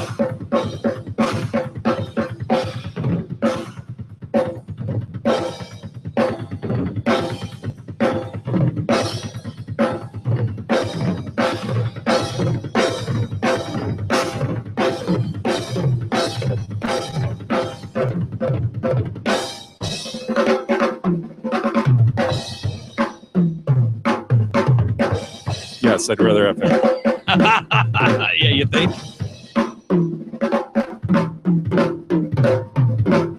Yeah. Those are my drums, by the way, right there. D-Dub Collectors. God, those are fucking badass sounding. They sound different when he plays them. Yeah, his are tuned differently than mine. That's probably what you're hearing. Probably. That's probably what you're hearing. Well, the acoustics in this room must not be the same either. Yeah, he's obviously in the studio with wood paneling. That's really good. Yeah. Yes, him. Yeah, okay. Okay, so we've got our votes in. We'll go with Matt Sorum. Is that whole group's decided? Yes, nostalgia aside, we'll go with Matt Sorum. Can I just have this playing underneath us the rest of the show? God damn. He's awesome. Anyway, so that hopefully in June or in January we'll have some update on Coachella. Because if they do Coachella, why wouldn't they go on a world tour? I mean, if they can come back for a show like that, Yeah, why would you get together to just do a thing like that? You definitely get together to make some money. Yeah, and go tour. And what are you going to get for Coachella? $1 million? You could do that make 50 times that amount going on a world tour. So, hey, you ready to quit smoking once and for all? Great Lakes Vapor is here to make that a reality. Their e-cigs are handmade and guaranteed for life. Check them out in person off Grand River in Brighton or off Orchard Lake in Farmington, or shop online at greatlakesvapor.com and have everything you need mailed right to your door. Greatlakesvapor.com is the best place to order refills of all GLV juice, including the Detroit Cast juice. Use the promo code DetroitCast and you get 10% off online orders. Sure about this female firefighter. We've talked a little bit about female firefighters from time to time. That has come up. Yeah. Yeah, the testing and so forth. Yeah, that seems to be just it's kind of like an WNBA player trying to make an NBA roster. Yeah. You know what I mean? Where you can want that all you want, but it's just tough. It's tough to become. It's physical differences. There are physical differences. We can all agree with that without being, sexist. Well, a female firefighter who has repeatedly failed the fitness test is being given an unprecedented seventh try. Seventh try. Wendy Tapia was allowed to conditionally graduate from the FDNY's Randall Island Training Academy in May of 2013, despite failing the required running test. Listen to this, E. Oh, no. Is he going to tell us what it actually is? Typically, firefighters who fail the exam don't graduate and are forced to retake the entire course the next academic class. All she has to do is pass this running part. But they'll let her in. Well, she blamed a foot injury. She had a little foot injury. I don't care if you have a foot injury. Listen to the time she needs, E. She was blaming a foot injury for failure. Of course, it's not her fault. It's her injury. If she has a foot injury and she's able to still do all the other physical shit they demand, why can't you run the 1.5 miles? Good question. There she is. Look at her. Yes, Chief, I salute you. Anyway, she was allowed to take it again, not once, but 5 more times over the next 6 months, desperately trying to pass this. Right. Each time she failed to run the 1.5 miles in 12 minutes. Are you kidding me? Yeah. So it's at an 8-minute mile. It's an 8-minute mile. Without gear, by the way. It's not like she had to run this in full. Yeah, especially, gear I could, dude, I don't know if I. Right. That'd be tough. That'd be tough. Definitely. The thing is, people, I know there's a lot of people that 8 minutes is even maybe fast to them, but not someone who's trying to do something like this. And that's somebody who's training to meet that you're time. training to, you should be running it in 6.5 if you're training to meet that time. Really? Yeah. Yes. Well, after the because again, it's only 1.5 miles too. Yeah. That's the other thing. It's not like you're talking 10 miles. Yeah, go run for 12 minutes. Come on, lady. After failing her 6th attempt, she finally quit. Now she's being given yet another chance to join the fire department of New York with a 7th run at the test. And this time she is sure to pass, claim fellow firefighters. She'll graduate, no question. An unnamed member of the fire department told the New York Post. There's so much invested in her. She has to, right? The department does not want another black eye. The department are concerned. This is the black eye. They could face a gender discrimination suit only a year after they agreed to pay out $98 million to settle a federal lawsuit that claimed they discriminated against minority applicants. The controversy comes amid or after claims the FDNY allowed another female firefighter, Shorlane Holder, to graduate the academy, even though she had failed the rigorous functional skills test. Members allege that when she failed to finish the 1.5 miles in 12 minutes, even in a shortened course, she was allowed to take the test. Shortened course? How shortened was it?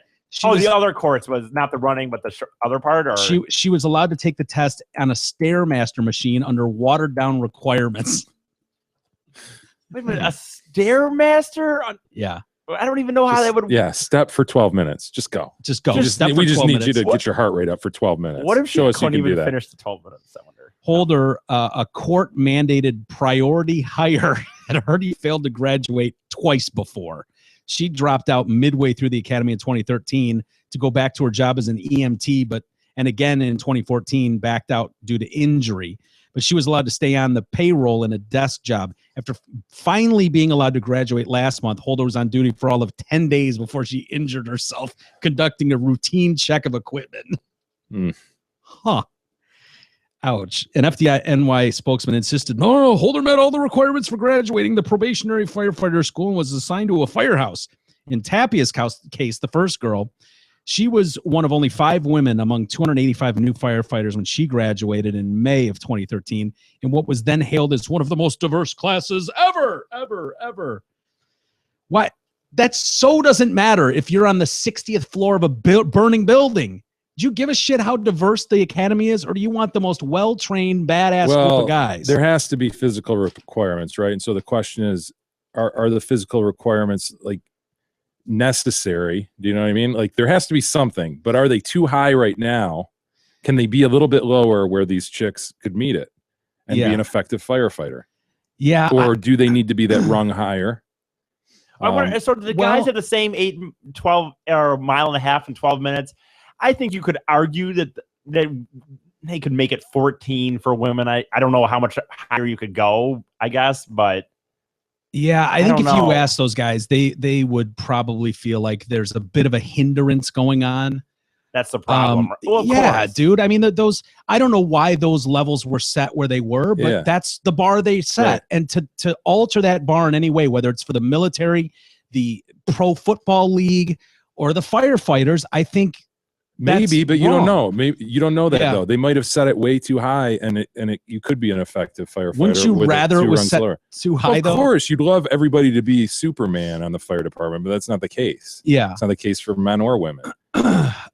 So in her case, when she struggled to pass the running test, United Women's Firefighters Action Group campaigned to allow her to conditionally graduate and pass the test later. The UWF president blamed Tapia's failure on the academy, saying she had been overworked, leading to stress fractures. Since she's small, they overtrained her, was the problem.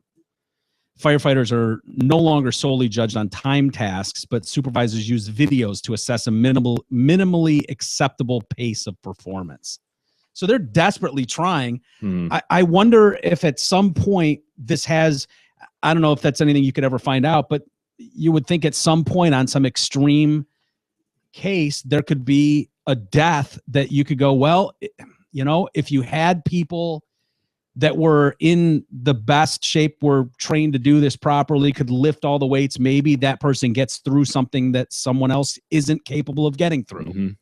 You know, I don't know, but I've said it many, many times. If I'm in a burning building, I want some badass dude coming blazing through that wall. You know, it is what it is. I've known several firefighters. My aunt was a firefighter. I've talked about that before. She died in the line of duty. Oh, that's right. We read a story on it. Milford firefighter. But and don't joke that she was mistrained, or if she would have met the requirement. Well, case in point, exhibit A. She run a 12-minute. No, she was a very good firefighter. But sounds like it. Yeah, she died in a training thing gone wrong. But really, I knew, you know, other firefighters through that relationship, and I'm sorry, I mean, a lot of them didn't look like physical specimens, you know. Yeah, and like I said, it'd be great if they were all superheroes and they were all in top physical condition, but the question is, what's the minimum needed? And it's no, you're probably right. I just hate the PC culture going down this road where it's like at some point these dudes had to pass this test. Now, whether you can fire them because they packed on 20 extra pounds after, 10 years on the force, and could they run that same thing now? Maybe not. I think that's kind of what you're saying, but I just don't like the idea of political correctness gone so far awry where it's like, no, let's tweak things that this is the way it's done. Right? Yeah. Same thing. Yeah. Yeah. Like, shouldn't you get in on merit? Yeah. So yeah, I get it. Yeah. But I guess one my only person's question opinion. My question with the physical standpoint is like, is that standard really needed? Yeah. Is there something less that could still be effective? I don't know. Yeah. Yeah. Anyway, I don't know. I've talked to some cop. Well, never mind. You see this dog goes missing. This dog went missing for 7 years. Where was that little Proust? What was he doing? He wandered off and got lost. It happens. He's been reunited with his overjoyed family in Vegas. I wonder if for 6 years. I wonder how overjoyed they were. They had to have moved on. Maybe even got just a new pooch. Who knows? It was Willie. He's an 11-year-old Shetland sheepdog. He went missing back in 2009 while David and Allison Marks were vacationing in southeast Nevada. While we were up in the mountains, Willie and his brother picked up on a rabbit or something and took off. Willie's brother, Waylon and Willie. Nice. Nelson and Jennings, I'm assuming. Hell yeah. That's awesome. I like those names. Waylon came back, but Willie didn't. We searched all weekend. There's that Poops. Look at that Poops. Those are smart-ass dogs, too, aren't they? Yeah. Those are those herders. Well, this one must have been not too smart. Well, maybe he was. Maybe he found something better. That's a good point. How do we know that Willie could have been having a grand old time? Yep. We searched all weekend in a snowstorm in the mountains of Nevada, but we never saw any evidence that Willie was anywhere around. The couple posted numerous flyers, which they never heard back from anyone until now. About 2 weeks ago, we get a call from an animal shelter in Elko, Nevada, and they said they picked up a stray, checked his microchip, and found us. I couldn't believe it. It was an absolute surprise and a perfect Christmas gift. He said that when they went to pick him up, Willie recognized them right away. The couple heard from a family in Elko that reported they had been caring for Willie for the past 6 years until he ran off again. The sheriff picked him up and they found him in bad shape. He took care of Willie and nursed him back to health. So then this guy gave him to a lady in Jackpot, Nevada, and when they moved to Elko, Willie was like, fuck this, I don't like this new house. And he took off again. I wonder which one Willie liked better. He could be like, fuck, I'm back at these guys. Dude, that's what I was thinking. How do you know that Willie's like, oh no, I ditched these assholes 7 years ago. This is not good news. The sheriff brought me in on some trumped up charges and they searched for a microchip and now I'm back with these assholes again. He doesn't look happy, frankly. Yeah, look at those Look nerds. at that house. You don't want to be in a house like that if you're a Proops. No, you want to be running free. That looks like a house that you couldn't sit on the couch. I'm shocked she's letting him sit on the couch. That's only for the photo op. Look, he's nervous about it. Look at him. He's like, that dog shouldn't be on the couch. Yeah, he doesn't. You know that dog shouldn't be on the couch. That looks like a house where there's a lot of the dog shouldn't be here. The dog shouldn't be there. The dog could bump something on the table and it'd break. Yeah, that's not a dog house. Yeah. Well, they've moved on. They've moved on from Willie. They don't want him. Well, betcha. when Willie disappeared, he was first found 300 miles away. He fucking booked it. He wanted to get away from these psychopaths so bad. Look at him. He's not happy. He chucked 300 miles through mountainous regions and was finally picked up by this other family. See a video of that dog just walking through 300 miles. That's a long time. And then this other family, he finally was, after a couple of years, was able to break free from them. Yeah. And then, like I said, some cop found him on some trumped up charges, brought him in. They searched him for this microchip.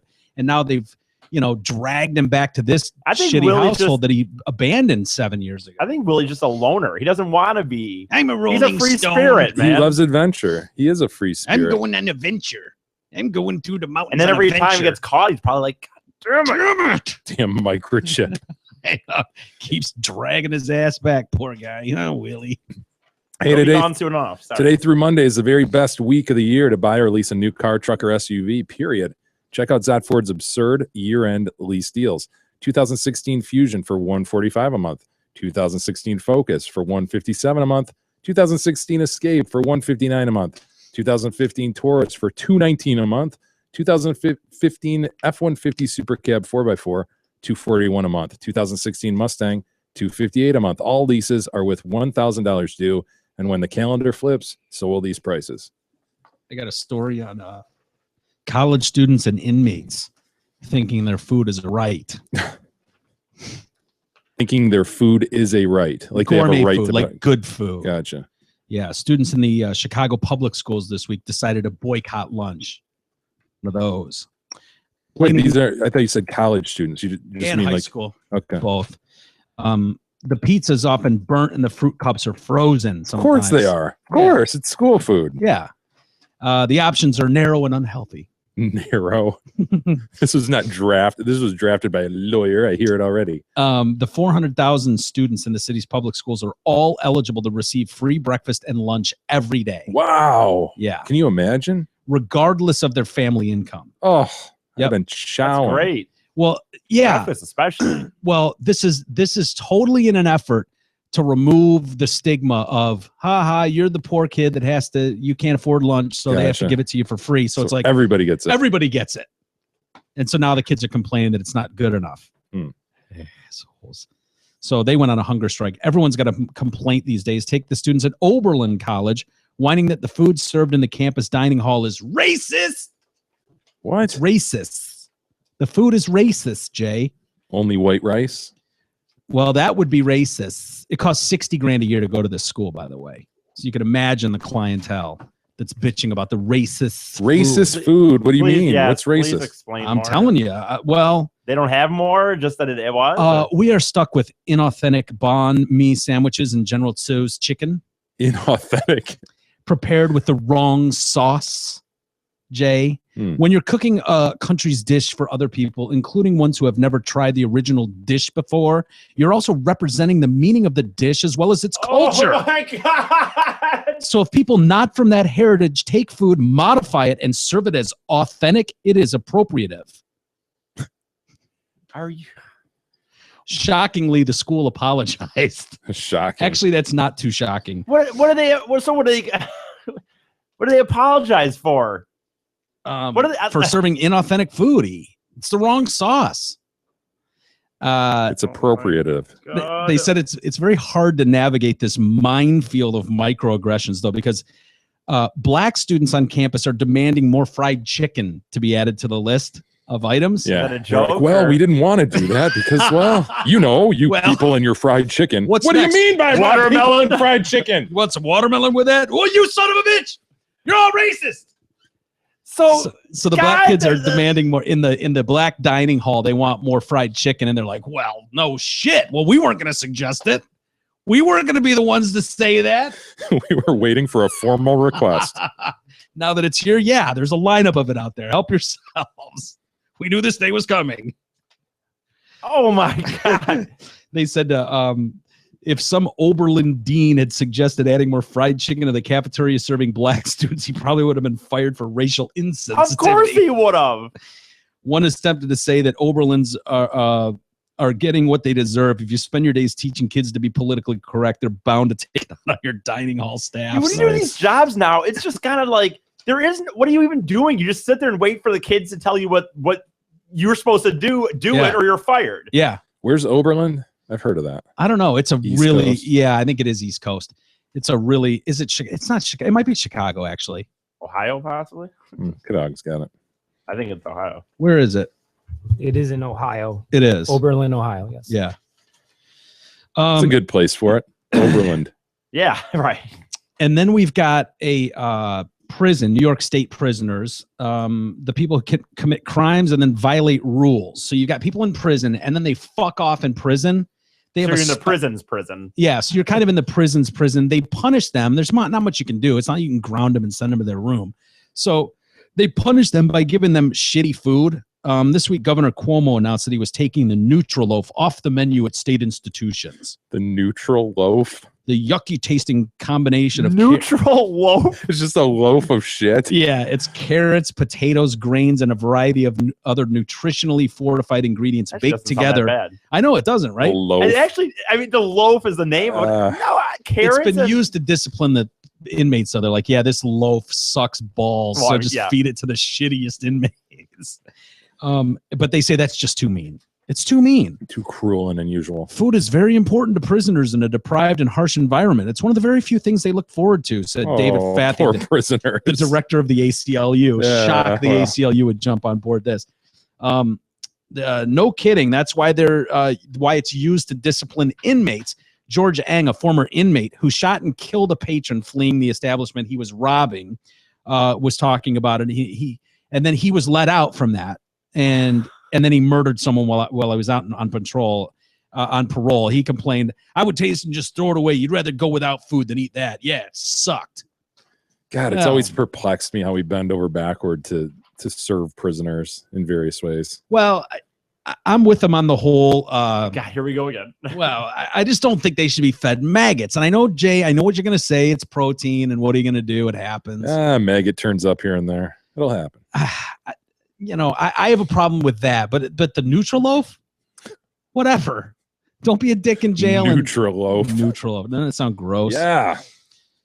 Ugh. You know what doesn't sound gross? What? Tell Twin me. Peaks, Mike. Oh. Spend the season at Twin Peaks, football's largest luxury suite. You'll find the best kitchen in sports. No neutral loaves.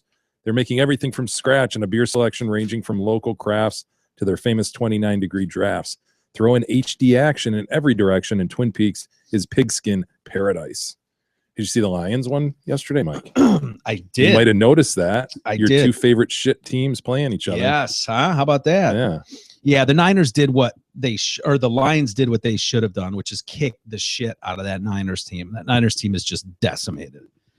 There's nothing there. And the Lions should have beat them more than that. They kind of ran away with it in the second They half. crushed them, didn't they? Wasn't it like 34-17 or something? 34-17. It's pretty good for them. Another one of those catch overturned rules applied. I mean, it didn't matter in a game that was kind of a blowout, but God, it's fucking infuriating, man. Was it a Calvin catch? Calvin catch again. Yeah. 3rd and 7, I think, going, and he makes a catch down to the 2-yard line going in for another touchdown and catches it. Bang, sticks immediately, gets a foot down, second foot down. He's falling, gets hit, tackled. As he hits the ground, the ball pops loose. And they get Mike Pereira, the rules expert on. He's like, yeah, they ruled it a catch on the field. He's like, that's absolutely a catch. You know, he's got 2 feet down. He's making a move forward. He gets hit and the ball pops out. It's Detroit's ball at the 2-yard line, 1st and goal. And they come back. No catch. They overturned it. Not a catch. He didn't control it through the process of the going to the. It's like, are you fucking kidding me? You know what we need, Mike? We need a committee to tell us what a catch is and what a catch isn't. I like the way you think. I'd put Jim Schwartz on that committee. I like that. How about James Thrash? A good choice too. Well, it's a good thing. They do have that committee formed, and they're ready. Yeah, but to designate what a catch is, Mike. As Mike Pereira told us today or yesterday during the game, they've looked at that shit for 5 years in the off season. And I don't know, man. To me, it's very, very simple to see when someone makes a catch and when they don't. When someone's juggling it and you know it when you see it. You just know it when you see it. And I hate the ticky-tack nature of it all.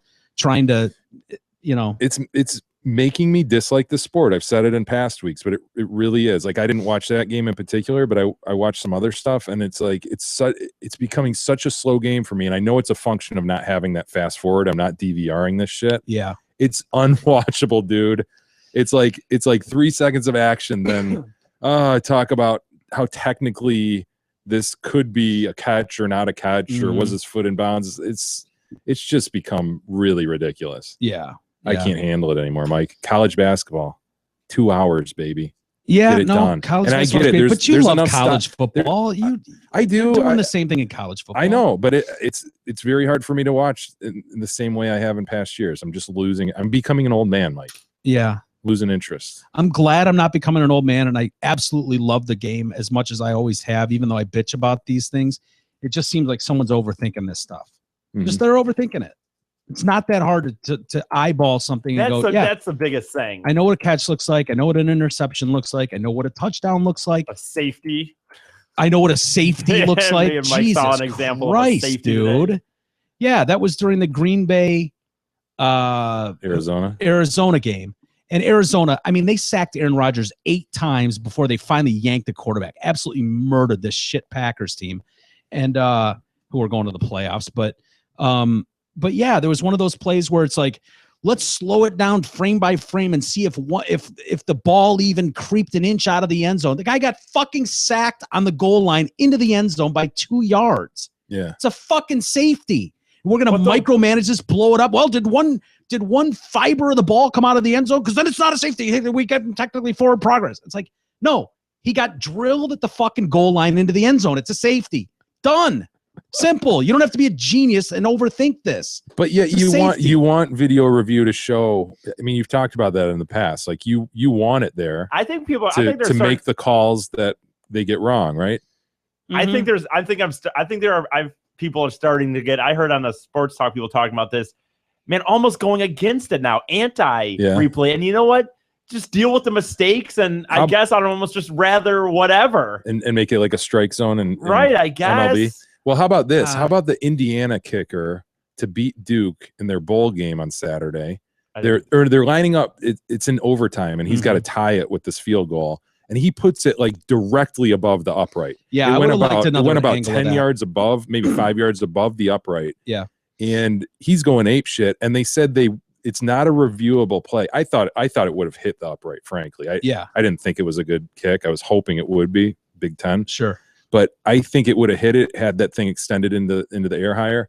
But it wasn't reviewable because the ball passed over the end line.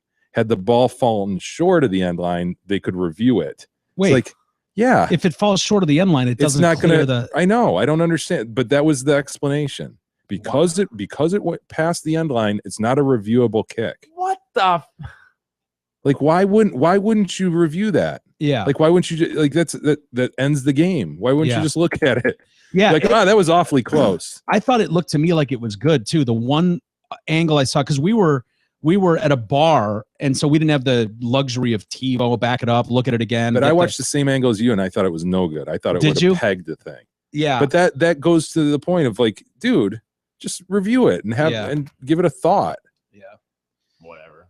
Yeah, it's tough. I don't like the idea. I hate the idea of your team getting fucked on a play. Yeah. Especially in some of these big games.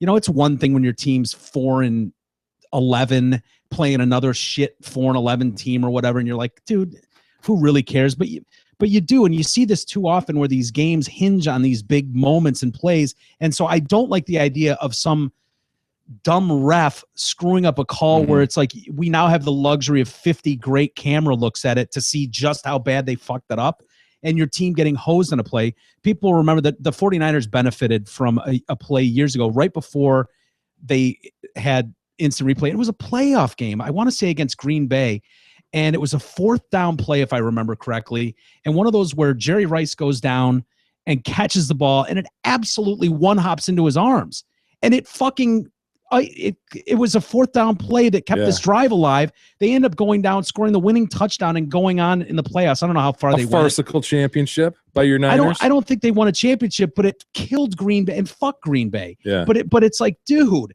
why wouldn't you want to be able to take a look at that and go, no, that one hopped into him. The ref that's 10 yards away didn't notice it, gave credit to this play. I mean, at the time, it's like, hey, as a Niners fan, oh, awesome. We'll take it. But no, dude, that's criminal to me. That sucks when these guys work this hard and are this good, and the margin of difference between the teams is so small. Yeah, we've talked about like the importance of even getting a first down right, the spot of the ball. The spot of the ball, it kills me. Yeah. And we've talked about chipping the ball and gridding the field and having a true. But I think the nature of football, the stop-start nature of it, is what lends to all this review. It's not a free-flow game where you're like, oh, hockey player goes by, damn, dude, he just got held or whatever, and it just goes on. It goes on and on and on. He got speared. No, he did. Well, he still got the puck, whatever. It's going on and on. They didn't call it. Like football, it stops, it starts, it stops, and then everybody, well, let's think about exactly what just happened. And let's look at his foot, and let's look at where the ball is. And it's just the nature of the game. And I think it's always going to be there, dude.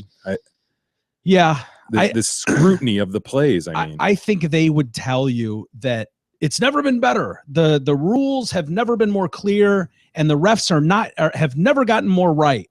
Well, that may be true on a technical level, but it doesn't feel that way. And there are a lot of fans who feel like that there's a lot of blown calls where it's like, to the average lay person at home, they know what it looks like and what it's supposed to look like, and it doesn't feel like it's being policed right.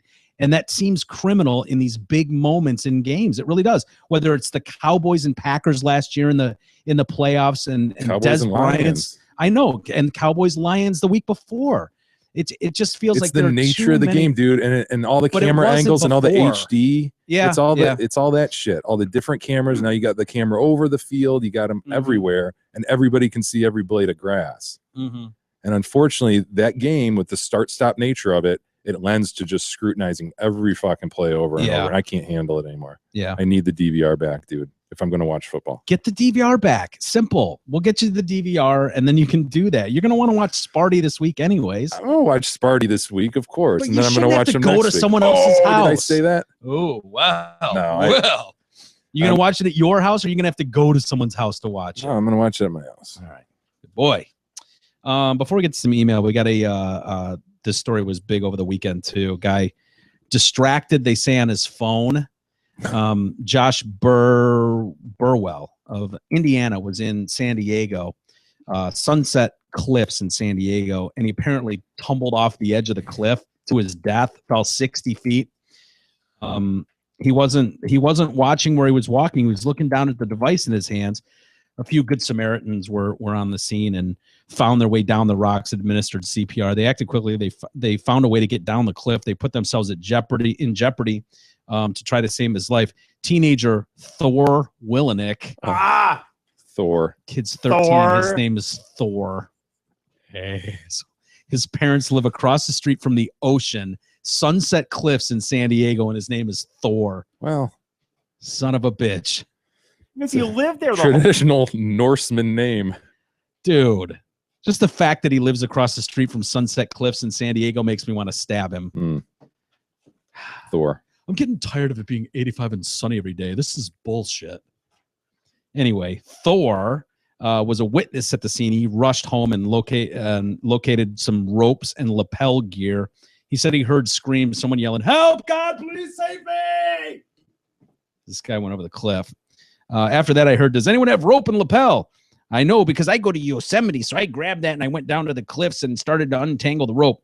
I only had one priority to save this person, Thor said. Said Thor. Yeah, he told NBC San Diego that fire crews arrived, but the guy was pronounced dead at the scene. It's unclear why he was at the cliff. Well, it was at sunset. That's why he's at the cliff. I mean, he's on vacation. Why wouldn't you? I just don't know how. He was alone? Yeah, I guess. I don't know how you walk off Sunset Cliffs, though, in San Diego. Is there all sorts of barriers and shit? Well, there's that, but it's not like it's cliffs. Like you would literally, like there's no, like pull up Sunset Cliffs, pictures of Sunset Cliffs. Like there's day shots of it though, where you can see like how it is. I just don't know how you would just stumble off the edge. I mean, it literally is like a flat spot and then boom, right down to the ocean. Like, dude, he's on he's texting. He was, you know what I mean? Like there's no trees to get in the way of your view. There's no. I'm shocked that there's not like a railing if this is a really popular tourist spot. Yeah, there's a few spots. Like there's spots like rocks that jet out that kids will jump off of and caves. Yeah. But you know what I mean though? There's not like trees lining it where it's like, oh, I just stumbled out here and now I'm off. It's like literally a dead drop off. Now people will walk around the edges and stuff, but I don't know. That seems like awfully stupid. Awfully stupid and hard to do. Yeah. Seems really hard to do. God, that's gorgeous though. Look at that. I know. Oof. Damn. Hey, do you want to sell your home, but it looks like someone threw a Jelski? As a gift to TDC listeners, Krista Jelski of Remax Suburban will pay to have your entire home professionally cleaned and photographed before it hits the market.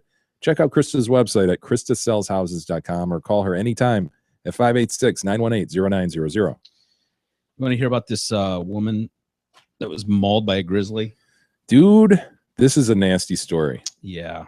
It's just crazy how the grizzly, like, I mean, when you hear about these deaths, it's usually hikers come upon a grizzly, or mama grizzly with cubs, and they try not to do anything wrong, but they just get mauled. This lady was at her house, right? Yeah, Claudia Huber is her name, and this happened a couple of years ago, 2013, I believe, but the autopsy was just released this week. Take your time. Well, they did that on purpose, actually, because the autopsy revealed something that the husband probably didn't want to know. Oh, yeah, which was that he actually killed his wife, not the bear. No, the bear he was trying to fucking shoot off his wife, and so they're like, he shot her. He shot her. Mm. It wasn't going to be good anyways. Yeah. I mean, the bear had really done a number on his wife. It was hamburger at best. Yeah. I mean, they were trying to identify tissue and stuff. But technically, the husband putting a bullet in her chest really kind of sealed everything. So the coroner was like, yeah, let's just hang on to this information for a year. I mean, the guy's grieving. We let don't the need dust to settle, on. so to speak. Yeah, let him get over it. Let him move on to Carol. Sure. You know, within a year, he'll be married again. So at that point, he'll be ready to, you know, he'll be cool with it. So yeah, so that's what they're describing here. They said that Huber and Lineger, which is his name, were home in White Horse at the Log Cabin Inn they operated in Johnson's Crossing, Yukon. There they are. After hearing their dog barking at something in the yard, Lineger went outside and saw a bear approaching. So he grabs the dog and comes back in the house. This 375-pound grizzly circles the home, comes to a stop at the window where the bear sees the dog inside and is like, "You get over here," and smacks the fucking big window, and boom, it blows out. So the bear's like, awesome. And so came in the house. Well, he didn't. Well, yeah, not technically. Calm. Right. He entered in the house. And then he just, imagine that, dude. You're sitting here in the living room and a fucking giant grizzly comes blasting through the glass. The grizzly chased the dog around the room, and then you got pooped. You got a little tuckered out. So he took off. The bear finally bolted. He's got those hips, you know, the little short. Makes it hard to run. Yeah. Then he left the house. Huber and Lineger, meanwhile, bolted the house and jumped into each other's cars. They're like, oh shit. They got in their own cars in the driveway where they forgetting the keys. Well, they locked themselves in their cars. Yeah, they probably didn't have time to grab it. Oh, my hat, my wallet, my phone. They weren't worried about that stuff. It was like, just get in the car. They were worried about the grizzly bear chasing them. Right.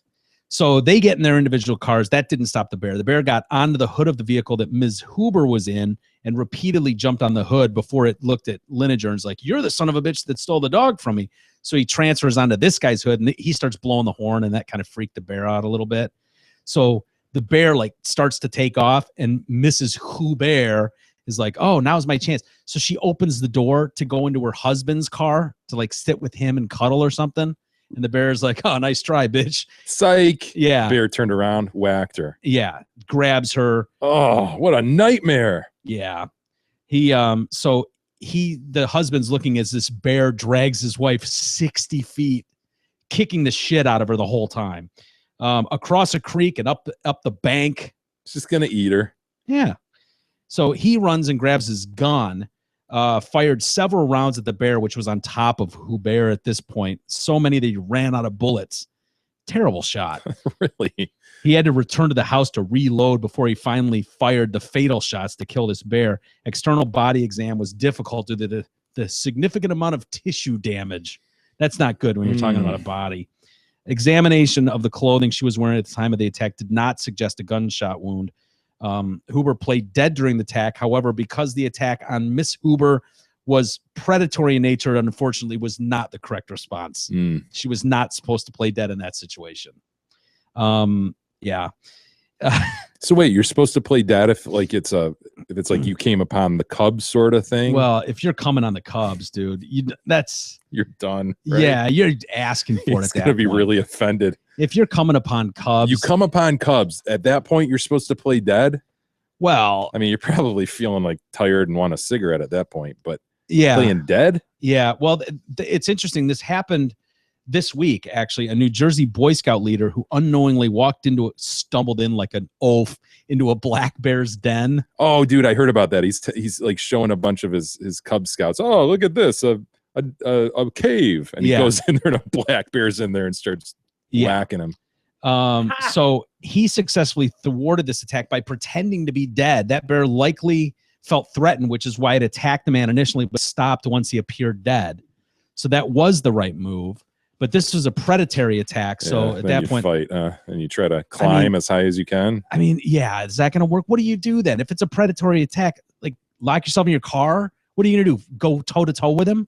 Right. I mean, seriously. You got no shot. You got no shot. So did he end up killing the bear? Did it say? I thought, yeah, it said the fatal shots. Okay. I mean, it could have been his on wife. her or the bear.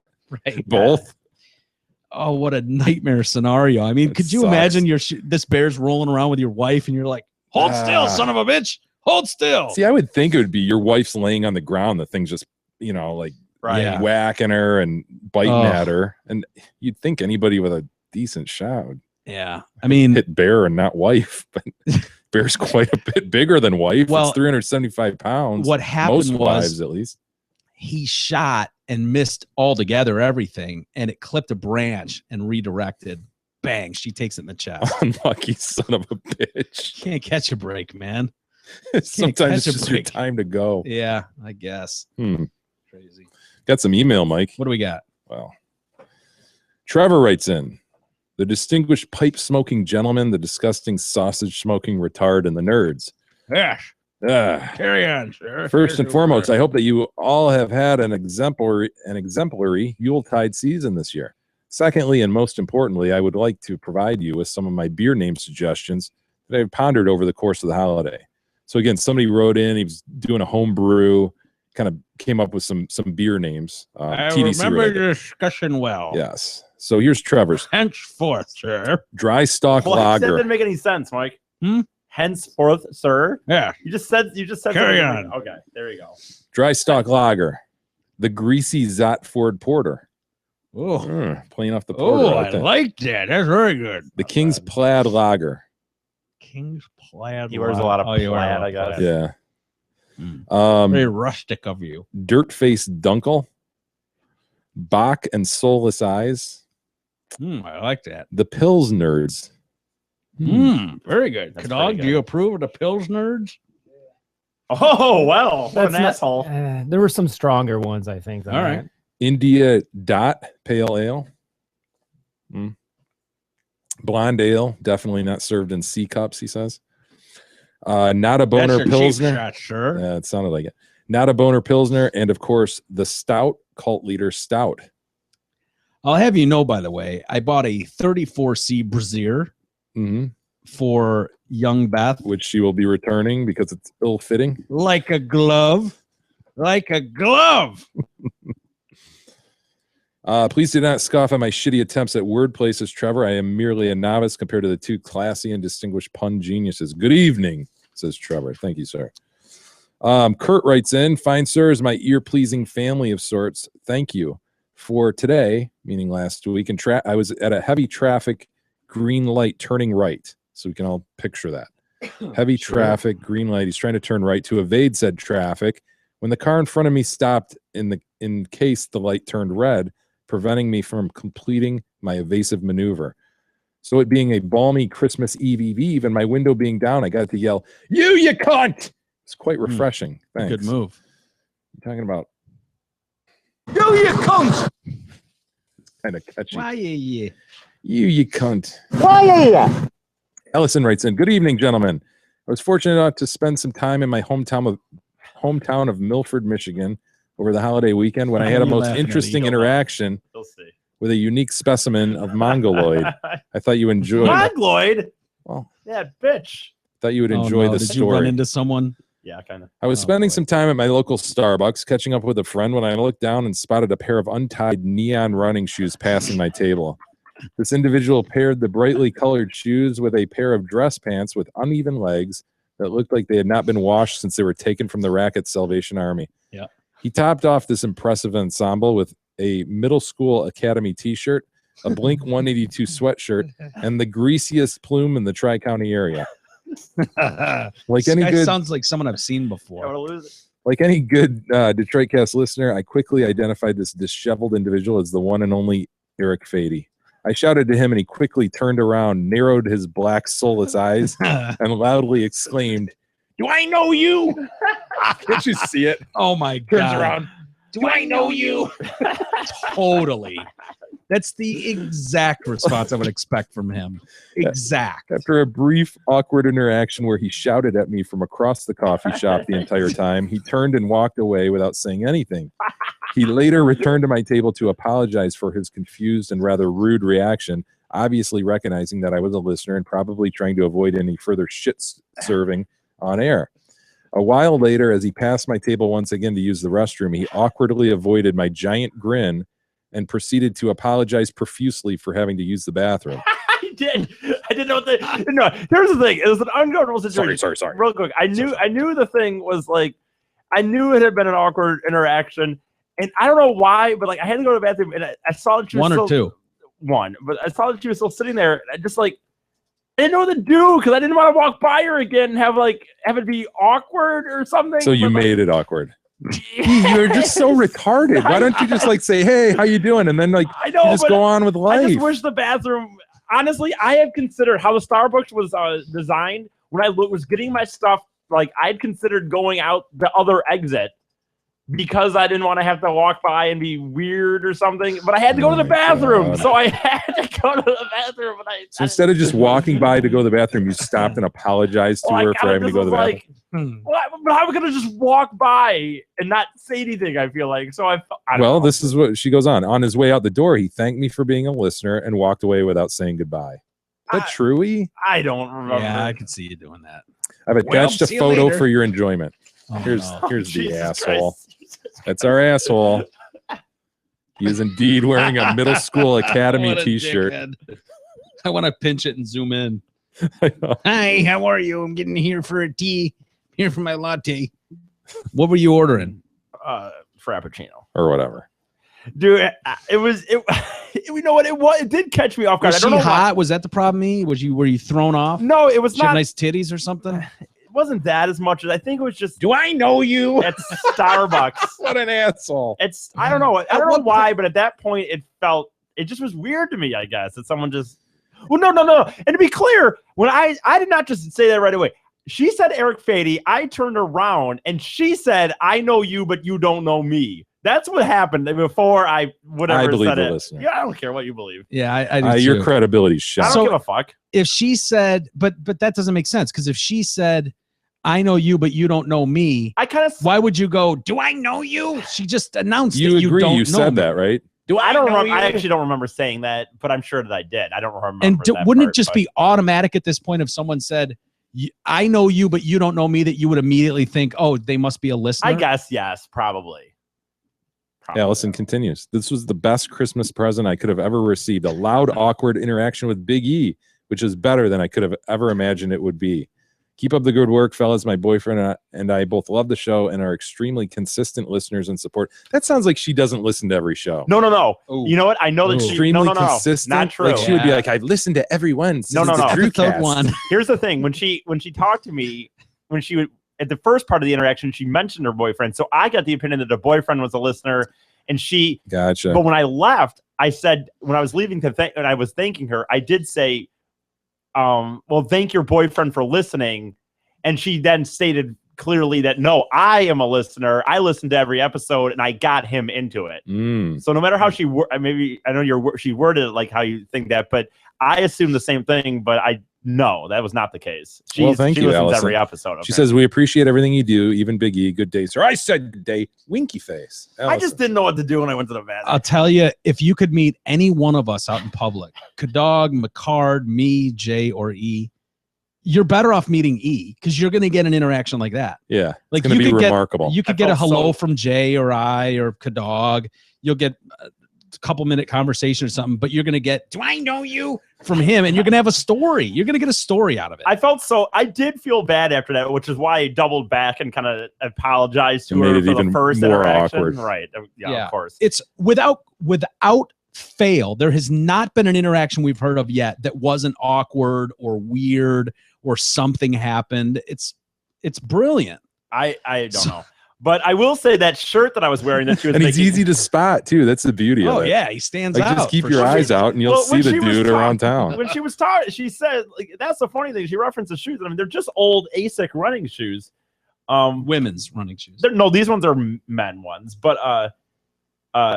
it's funny. She mentioned the pants, and then I said what because I didn't hear it, and she just said never mind. And now obviously I know what she was thinking. The funny thing about that shirt that I was wearing though is that it's Plainwell, Michigan. I got that it was in Holland, like at the Salvation Army. I was at a concert thing on Saturday, and I had a chick come up to me and goes, "Plainwell, Michigan. I'm from Plainwell, Michigan." I'm like, "Yeah, I just got this at the Salvation Army. It doesn't mean anything, but I don't know." Wow, that's the single most boring sentence I ever heard. I thought it was funny to me. Like, it's a very random shirt to me, but yeah. Anyway, we'll save the rest for tomorrow, Mike. All right. Well, we made it through day one of a shortened week. Here we go. Yeah, we're off and running. Kadog's got our cute. So we have bear animals. proops. Bear proops. See, these are outro. These are growing up to be man eaters, but Yep. they're cute now. They're adorable now. I'd play with them. All right. Well, thanks everybody for hanging with us on a Monday. Let's do it again tomorrow for an all-new Tuesday edition. We'll see you then.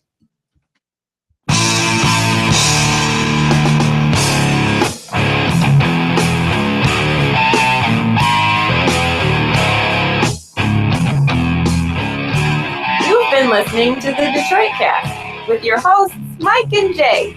From all of us at Radio for One Studios, thank you for listening. And as always, thank you, Detroit. Listen to God, watch you grow.